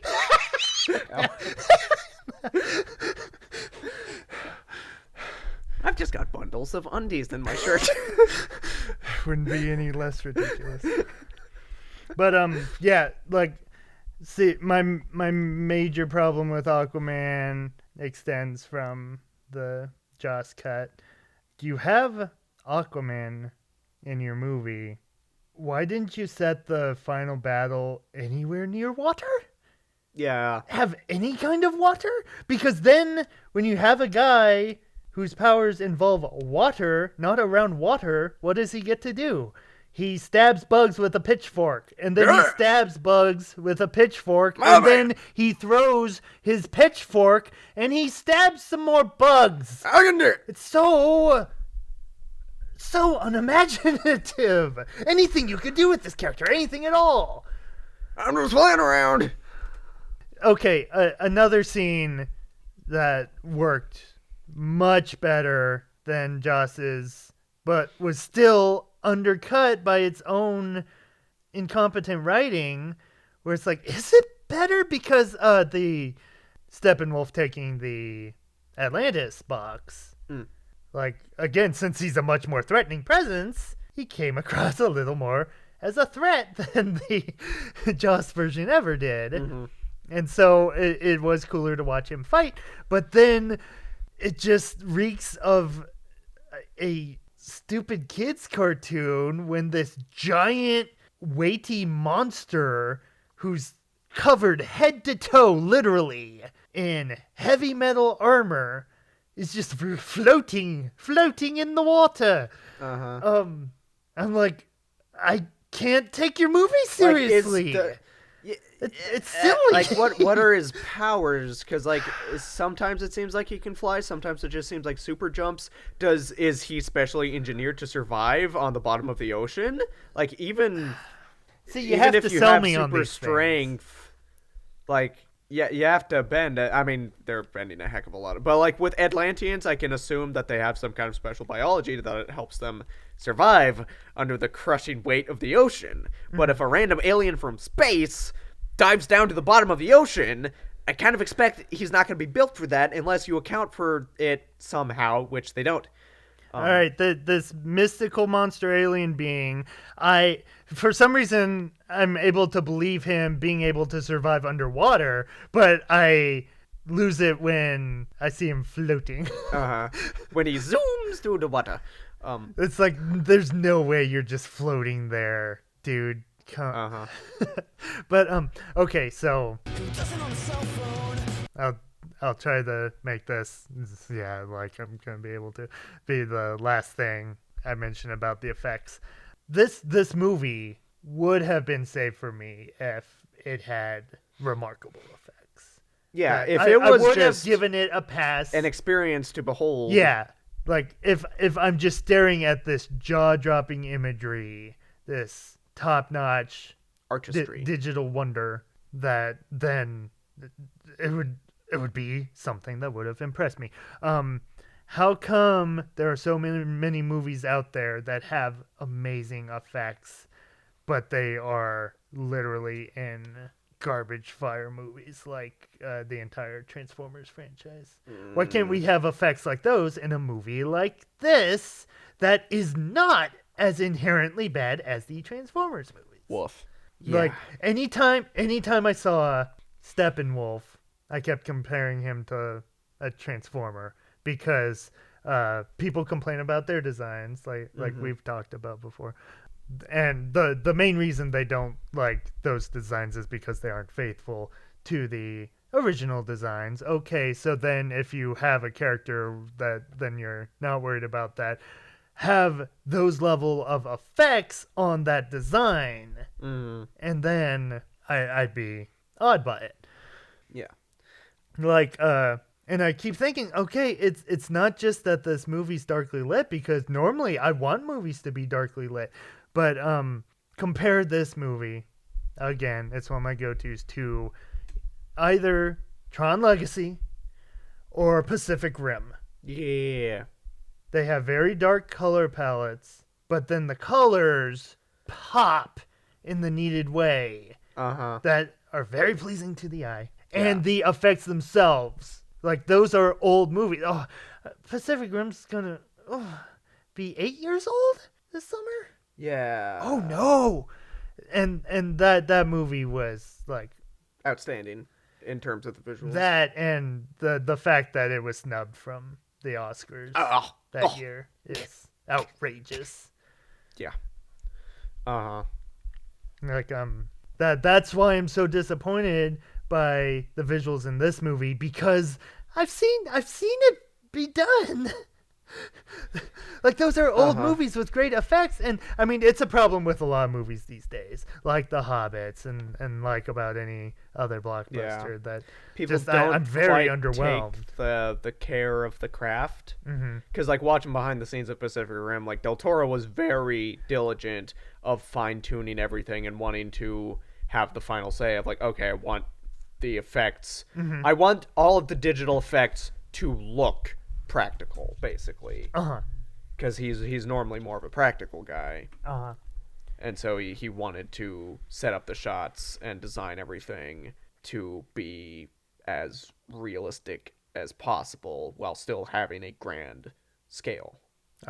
And yeah, it's funny because both Del Toro and Snyder are considered on varying scales, but still both considered to be what you'd call visionary directors. That's what used to really impress me about Snyder's movies. Like, okay, like I was saying, why do garbage movies have incredible effects? Like, Sucker Punch is such a joyless nightmare that I never even finished it. That movie looks amazing, and the visuals are not realistic at all. They don't have to be. They just have to look really damn cool, and they do. There, Owls of Ga'Hoole.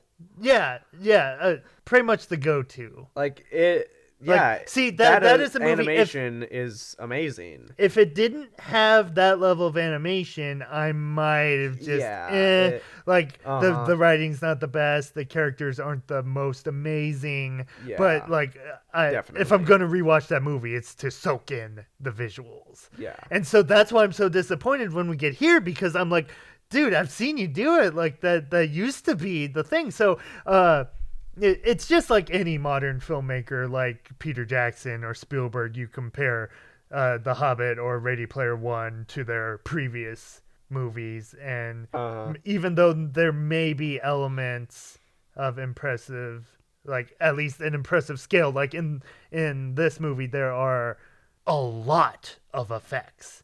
Yeah. But I thought at one point we could all agree quantity did not equal quality. And all those movies reek of the same thing. Yeah. Okay, one sort of positive, but one improvement. Again, mostly just comes down to like the fine-tuning of scenes. But in the original cut, in the Justice cut, I remember Cyborg just randomly taking over the bat crawler. Oh, please, yes. Like he just pops up. I got it from here, Alfred, and it's just like that's what I I remember. Just thinking that's a jerk move. He just takes over. Yeah, it was weird. The crawler. What does that do? What does that help? Wasn't Alfred handling it? But then in this one, it's kind of another situation where they're failing. Like the crawler kind of gets demolished, and they all fall into this tunnel, and they're just kind of in the dust as Steppenwolf is coming back down, and they're like, "Oh shoot! If he catches us off guard, he could finish us off." And the crawler is not working; it's like completely dismantled. But since they've established that Cyborg has a communication with technology, he attaches himself to it and revives it using his own body to weave it. It is into... heavily dismantled. Yeah. And he uses his unique skill set to take it over. That is clever. And then that made the line, "I'll take it from here, Alfred," actually have like an emotional punch to it where it's like, yeah, he does it. He can take it from here. Because what can Alfred do across the radio? He's helping out. Like, that was a really good moment. Yeah. See, like, there were enough moments like that in that given scene where I was like, okay, I'm glad I am watching this version to get those little nuggets, but it still didn't quite save it. But two things. One, that's where a lot of this movie was lacking for me, where stuff like Batman has this Nightcrawler. Why would Batman have this? What would he normally use this for? Yeah, did he just pull it out of his butt? That for this one particular instance? Just I would really hope that proper movies would like take just probably wouldn't even need a minute just showcasing how Batman do. Yeah, why he do what he It's do. not like it's Lego Batman where it's like, oh, I need a new crawler. I can just boop, boop, boop, just put some stuff together. Now you bring that up. That movie's so good. See, right there. Like, okay, that movie harnesses its particular world building to then give you that really cool contraption. Yeah. And so you'd need to go about it completely different in something like this. But like cover your bases? Yeah. Instead of just, script says Batman needs big cool weapon. Look, big cool weapon. And all big guns. What was with the biggest tank ever conceived? Batman's just standing on the biggest tank. And okay, when was that? Because like at the very end. At the very end, yeah. Because like you mentioned that, like, you seeing imagery and being like, why does Batman need that big of a tank, like a literal tank? We make jokes that the tumbler is a tank, but it's not actually a tank. And then I forgot about it until that one shot, and I'm like, whoa, okay, there it is. Why? And I forgot to check for mumps because it was literally the biggest tank I have ever seen.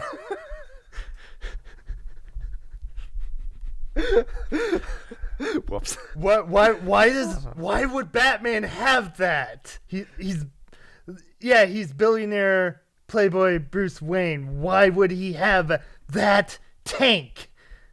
And like, it's just something cool to see. So he must have made it in advance because like his technically more necessary or like his more easily utilized, I guess, ultimate jet was something where it's like, I can't figure this out. I can't make this. You made so many other freaking things. Why can't you make that? Yeah, that makes absolutely no sense. And then, like, that's where it attempts proper world building. Like I was just saying, we get to see him try to make.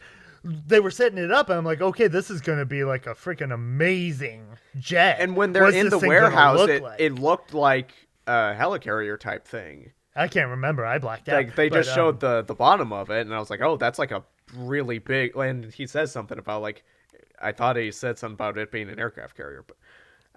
And then they finally get that thing into the air, and I'm like, that's it, huh? That's all you're gonna do. You were building that thing up. It's a little mechanical shark. Yeah.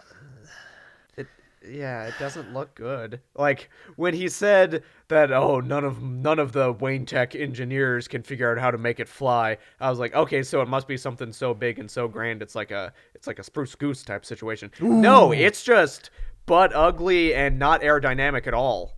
Like, yeah, they can't get it to fly. You need to redesign it, Bat. Don't. Now that you've compared something to the Aviator, now I feel sad. The Aviator's a good movie. Hey, we should watch the Aviator. I mean, that's a movie that's long and deserves it. I demand movies be long if they justify the running time. Uh-huh. Like, yeah, why watch Snyder Cut when I could just watch Aviator again? I am so disappointed when I see a really cool looking blockbuster trailer and then I find out, oh, it's less than 2 hours. I'm like, oh, so it's not really going to be epic then. But, yeah. How long is Fury Road? See, 2 hours. 2 hours on the dot.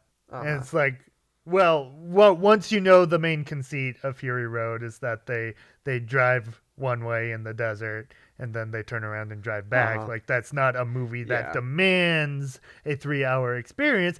I brought it up because I'm like, that's so high octane. It's okay that it's short. Yeah. And there's like barely any fat to speak of at all. I'd claim there is none. And yeah, I mean, once you bring up Fury Road, then it's like, whatever we were Snyder's talking Cut about. just went down a pig. Boink. Yeah, and talking about action that like you can see and it's beautiful. Yeah, like say if George Miller for his Furiosa movie, if he wanted to tell like an epic year-spanning tale of Furiosa's life, like I believe that's a world that has enough going on in it. Where if it's the exact opposite of Fury Road, where it's more of a character drama. Yeah, character drama, a desert trotting flick with a bunch of different locations. Do it, yeah. Yeah, I forgot it. Segway time. Segway time. See, why I'm just a tad bitter on the mere existence of the Snyder Cut, that everyone's so joyful, everyone's rejoicing. All the fans got exactly what they wanted. What about all the other poor failed movies that are never going to see the light of day? Like George Miller's Justice League. Yeah. That was in production. It was going to start production. Or Mouse Guard.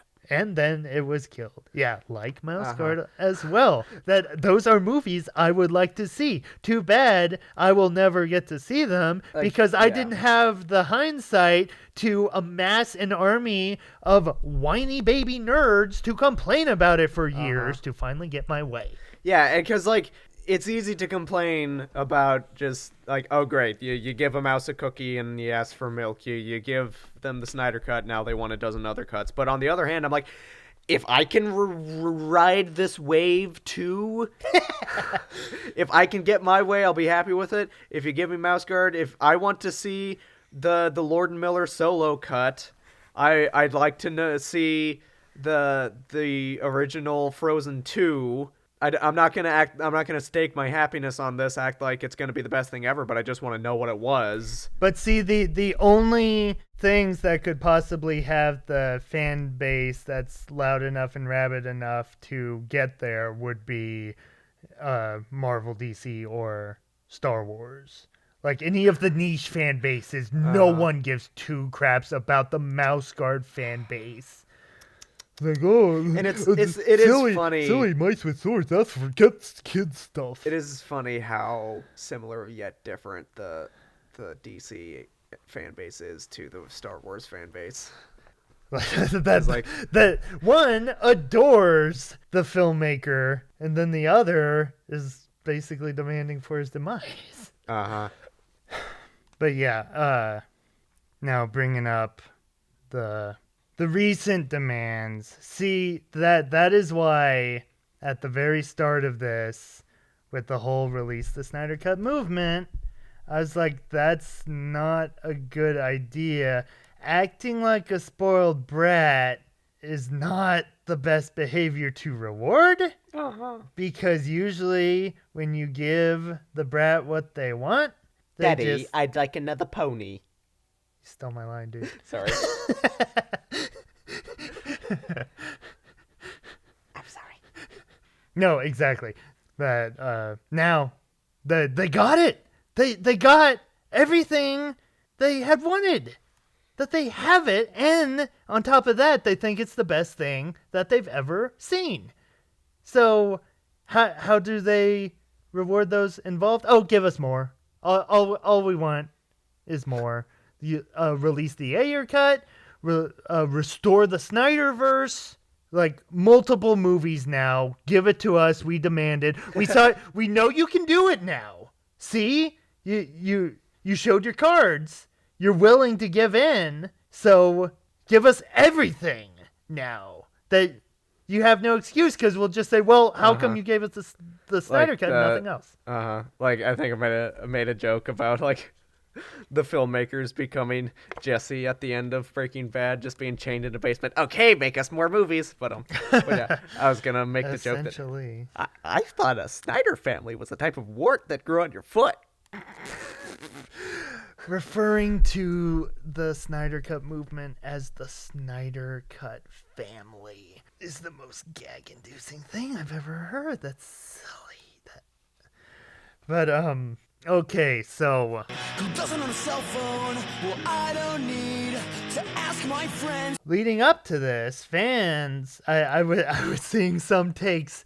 Well, it's too bad that this is HBO Max exclusive, because, like, if it would have gone to theaters, it probably wouldn't have made in-game level numbers.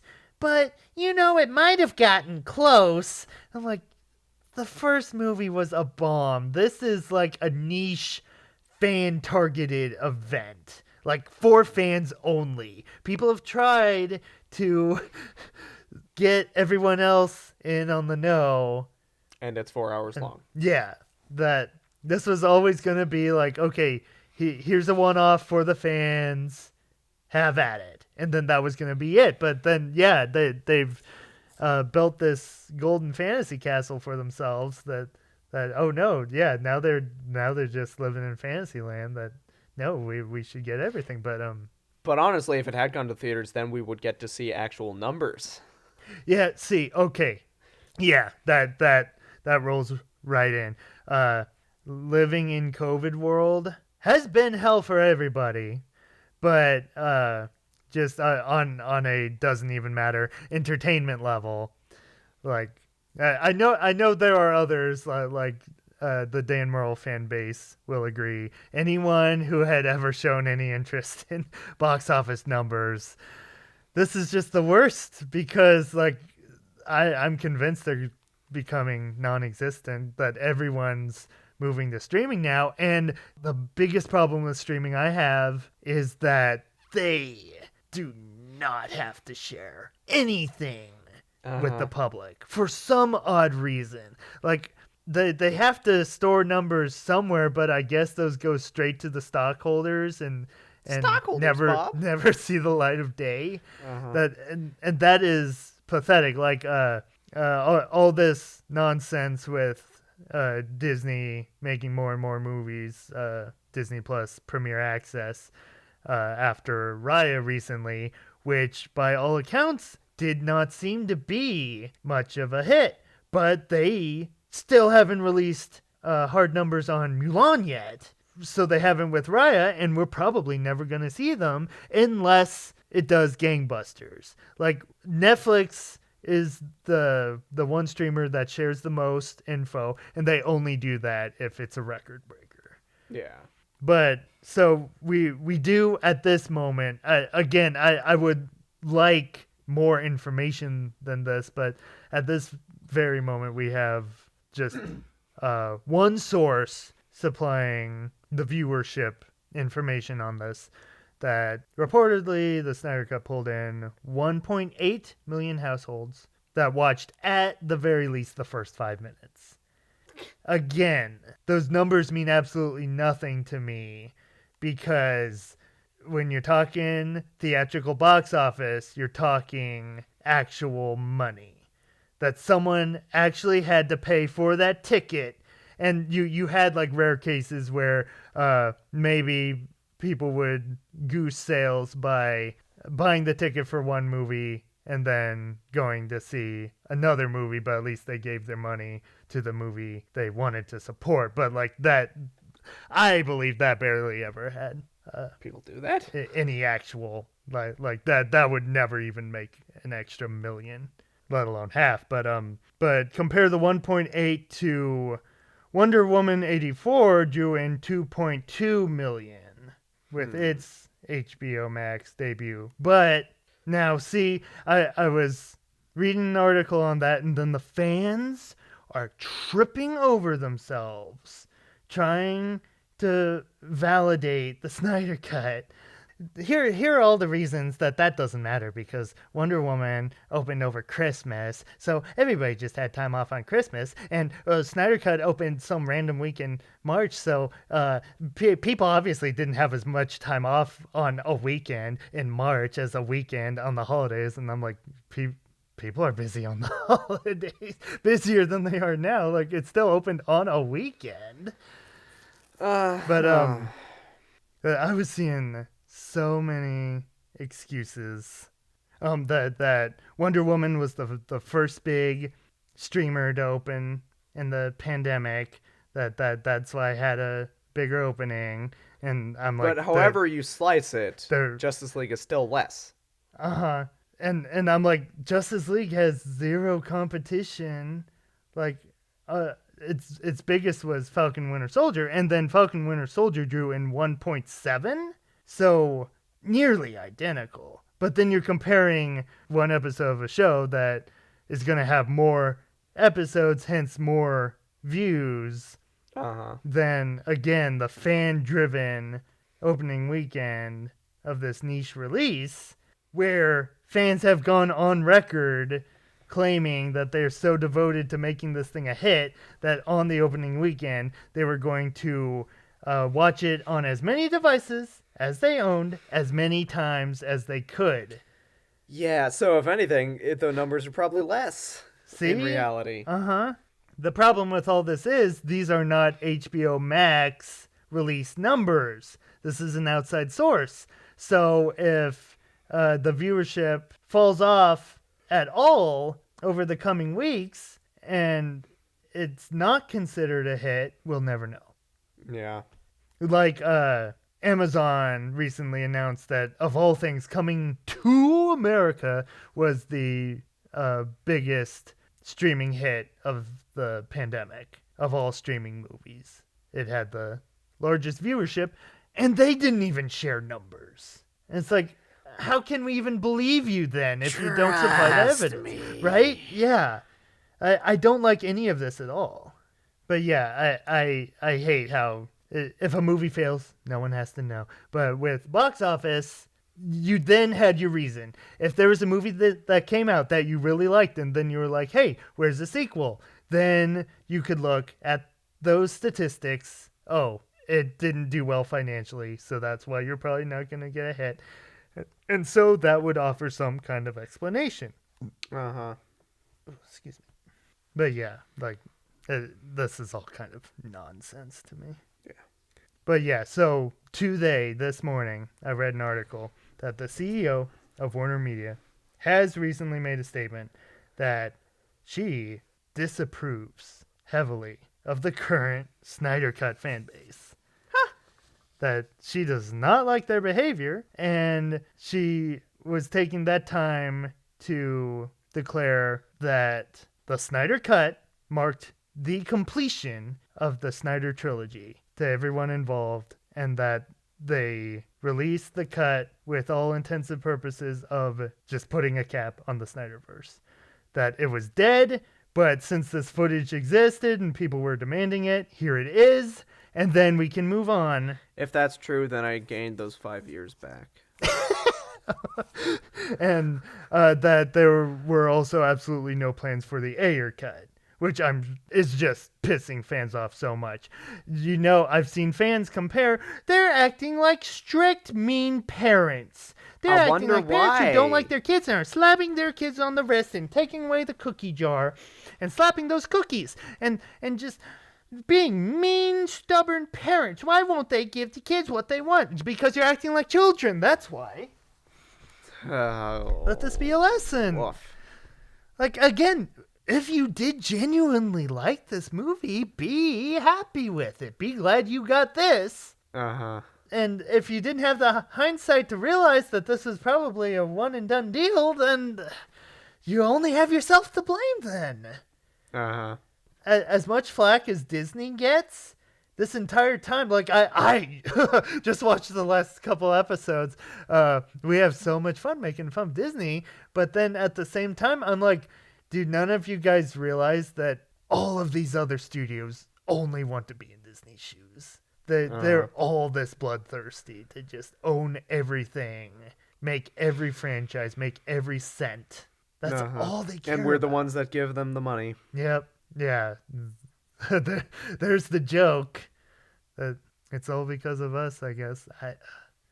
And you know why it would be ridiculous if you were to announce, like, say, a whole new Snyder Justice League trilogy to finish out the continuation of the league. Because here are all of the movies that are currently announced to some capacity. You've got The Suicide Squad coming this year. You've got The Flash in 2022. You've got Aquaman tentatively for 2022. You've got Shazam! Fury of the Gods 2023. You've got Black Adam TBD. In December 2019, Patty Jenkins announced a spin-off to Wonder Woman called The Amazons. They still want to make a Batgirl movie. They want to make Blue Beetle, Booster Gold, Deadshot. Still want to make Gotham City Sirens, Green Lantern Corps, Harley Quinn versus the Joker. They recently announced Our Man.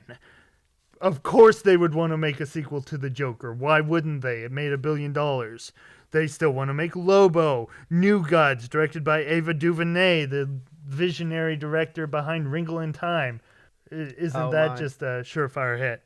And they want to I assume, have more Pattinson movies at some point. And are they still wanting to have more Keaton movies? Like, was that real that they were wanting to bring back? Okay, Keaton's you say franchise? that, and yeah, that was the hope, that the Flash would rekindle the Keaton verse. And then I've been seeing rumors that Keaton still hasn't officially signed on to that. Okay. So, who the heck knows? Last year they announced a Plastic Man movie that was going to be a female-centered film. Plastic Man. Static Shock. Most of these aren't going to actually go through, right? Almost all of them won't. Yeah. I guarantee it. They just cast Supergirl, so she's getting her movie. Yay. Just a month ago, they're rebooting Superman, presumably with a black actor. James Wan really wants his Trench spinoff. Remember the Trench, those monsters? Yeah, that's going to happen. How was a movie about them going to work? It was going to be a low-budget Blumhouse type feature. That's never going to happen. I said that the second it was announced. I'm like, that's not going to happen. Wonder Woman 3. And then, like 2 days ago, they announced Zatanna from the recently Oscar-nominated director of Promising Young Woman. See if that happens. Just that they always have a million projects announced. And like I had seen for some reason on my computer, which was formerly Tucker's computer, which you would use sometimes. I forgot what year it was, but it was like I want to say it was like 2014. Yeah. Looking to the future of all the superhero movies to come out, and Marvel had stuck to their plan fairly well, but like with only Inhumans never happening. All the Sony and DC movies were scrapped. There were so many where I was like, wait, those were supposed to come out before 2020. Right.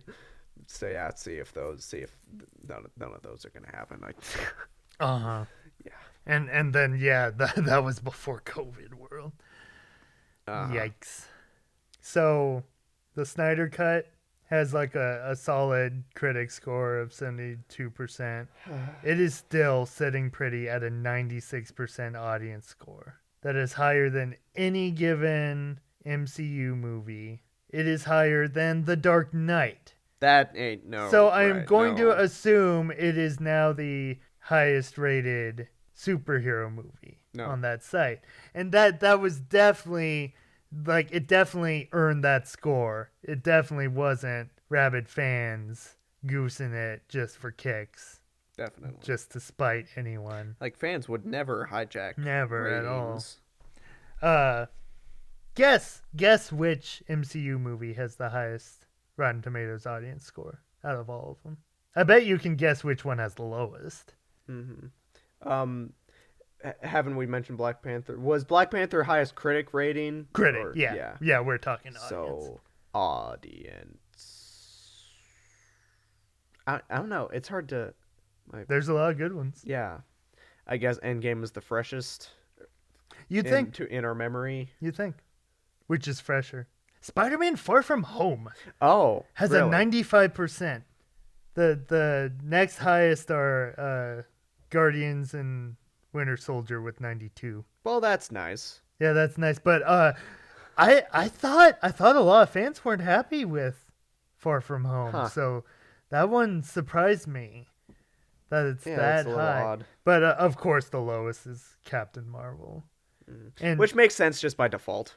But I mean, compared to almost every, like, hardly any other Marvel movie has an audience score under 70, and Captain Marvel has a 45. So it's like, yeah, that definitely accurately portrays just casual audience members' thoughts on the movie. That definitely wasn't goosed in any way by the joiks. Better than what I was going to call them.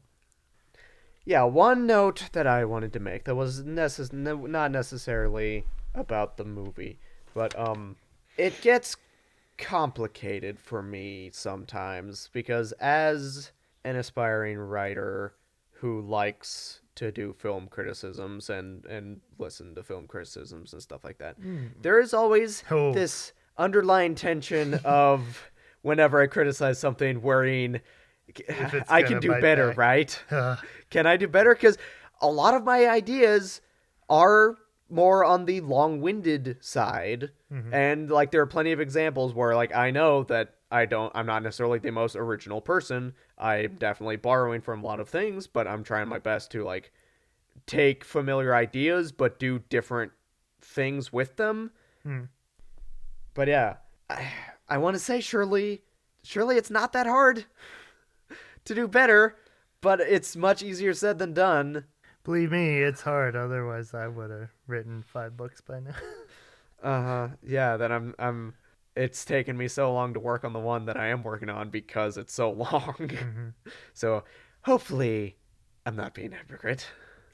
If you are, then what is every other person who whines on the internet? Yeah, exactly. Some last minute points. Did J.K. Simmons have the exact same amount of screen time as Justice? Had to have been. There was nothing new that popped out to me. What a shame. Yeah, like what a shame. When you see the pictures of how buff he up, was, like that was impressive.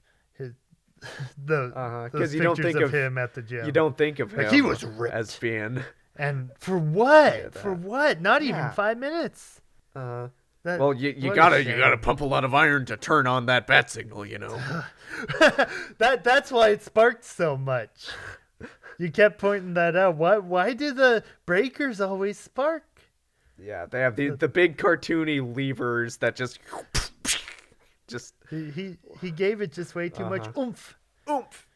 And just when you're trying to take a movie like this so seriously, and then its fundamental plot is so broken.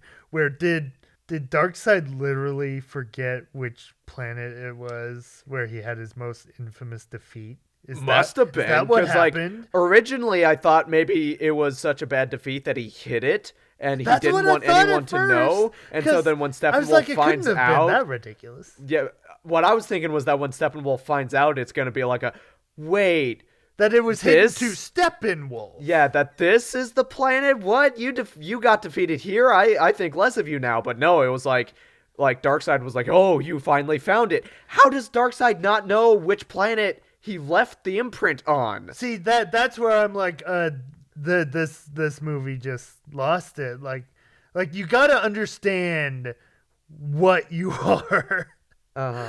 Like how I have so many problems with how Dark Knight Rises doesn't work for me because of all the little logic issues. Yeah, its core fundamentals are so broken on a plot level, and it's like that's insane. How do you just let that slip by?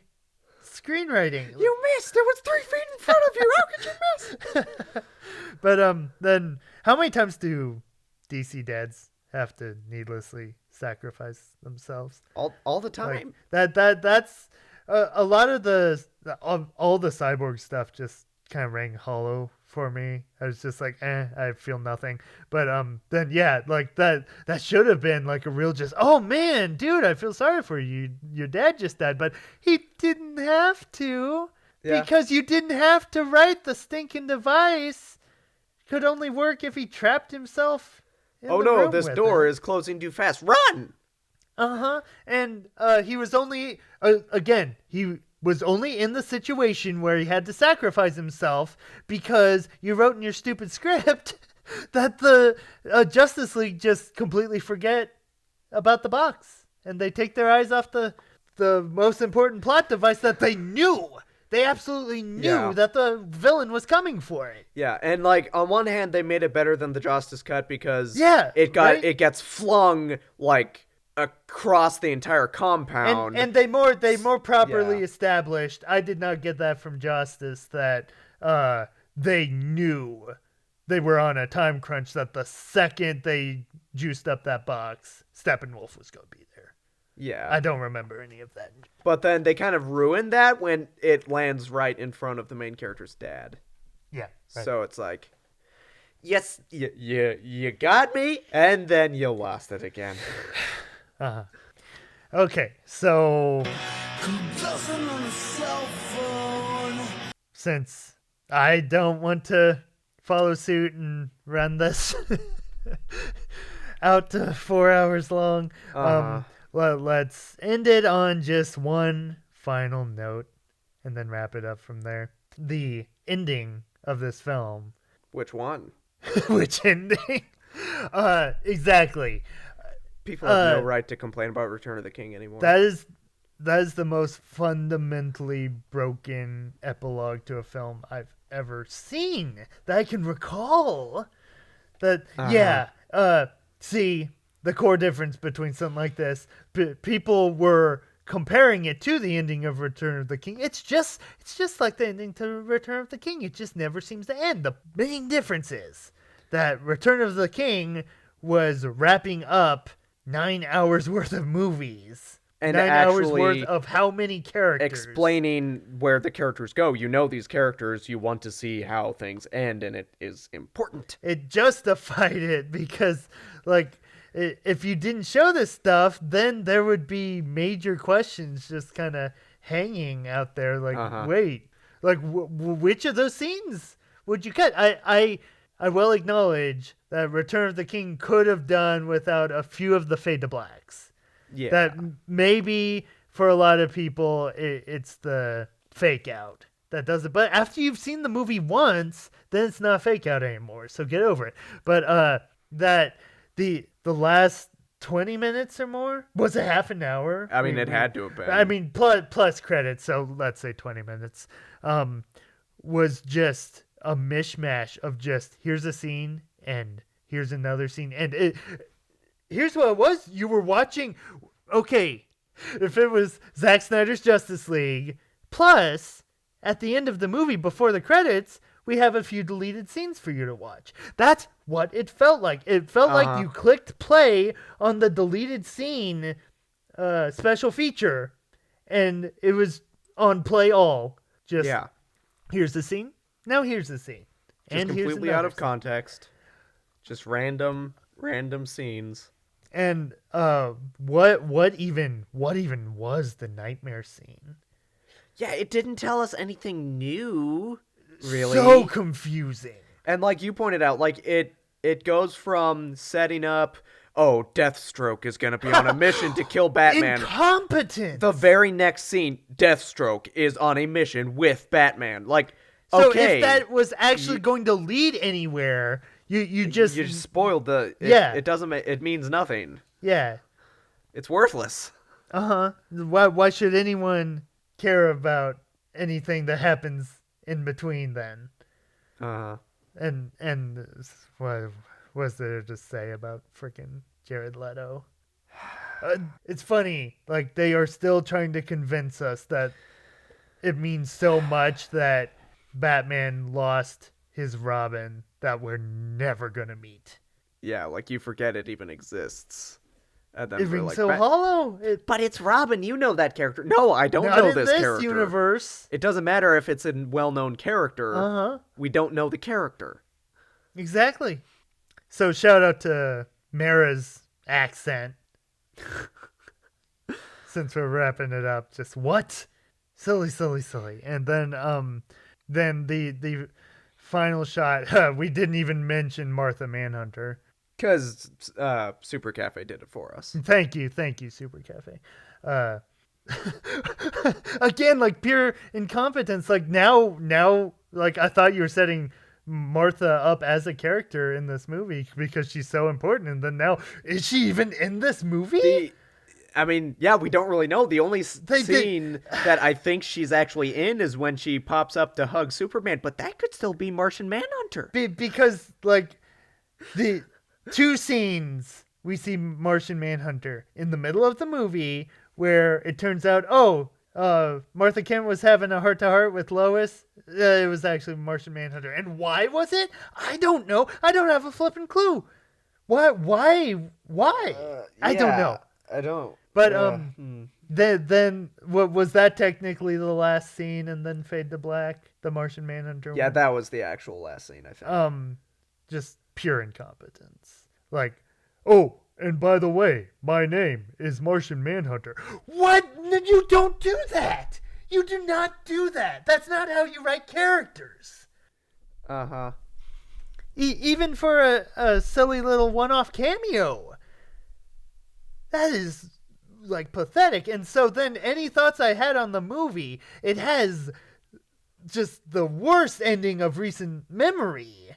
That then, now it just brought it down even more. Like, I was about to give it a, I didn't like that. I don't care enough to think about it anymore. To then, you're supremely wasting my time now. You're deliberately wasting my time.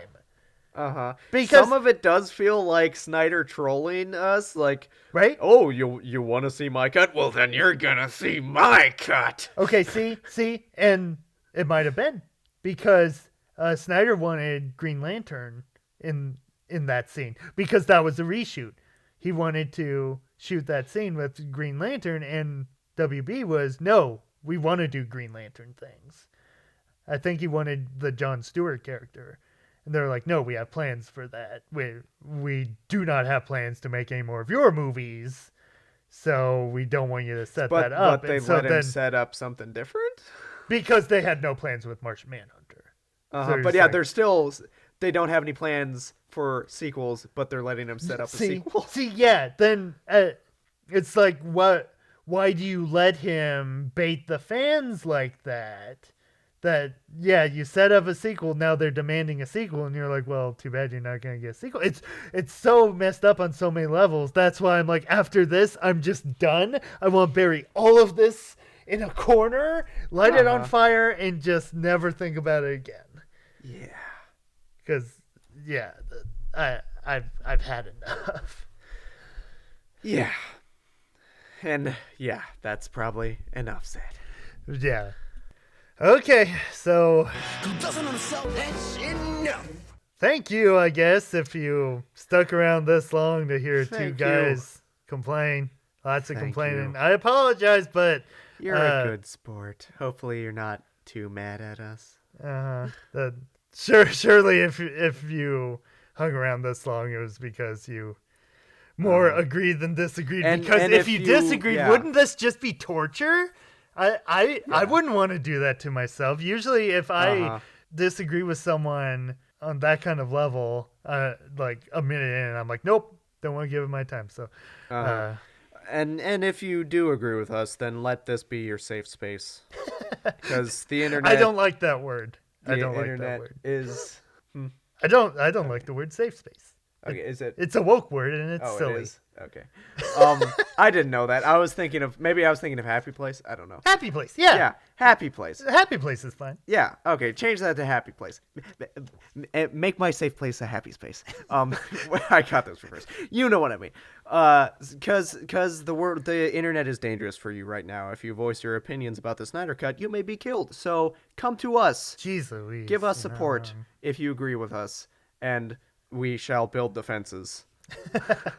I guess. I shall put up a brick around my house in your name. It's funny. I care so much about what other people think of me, but at the same time, I don't. Like, I'm like, come at me, bro. Yeah. I don't know. I just hope that after it's been out for a month, people can just finally cool down. Like, okay. But then next month, Mortal Kombat's out. And I guess fans are just chomping at the bit for that. And then that's another one where I'm like, am I just on the completely wrong page? I mean, it's not gonna be good, right? Like, that does not we'll look see. good. Will see. I've never played a single game of Mortal Kombat in my life. I watch movies. That movie does not look good. Yeah. But yeah, same thing as Snyder Cut. This looks amazing. And I'm like, so if we get 2 Snyder Cuts in the span of a month, where I'm on the complete opposite end again, I'm like, I can't enjoy anything. We'll see. But we'll see. Thanks for sticking around. Goodbye. See you next time.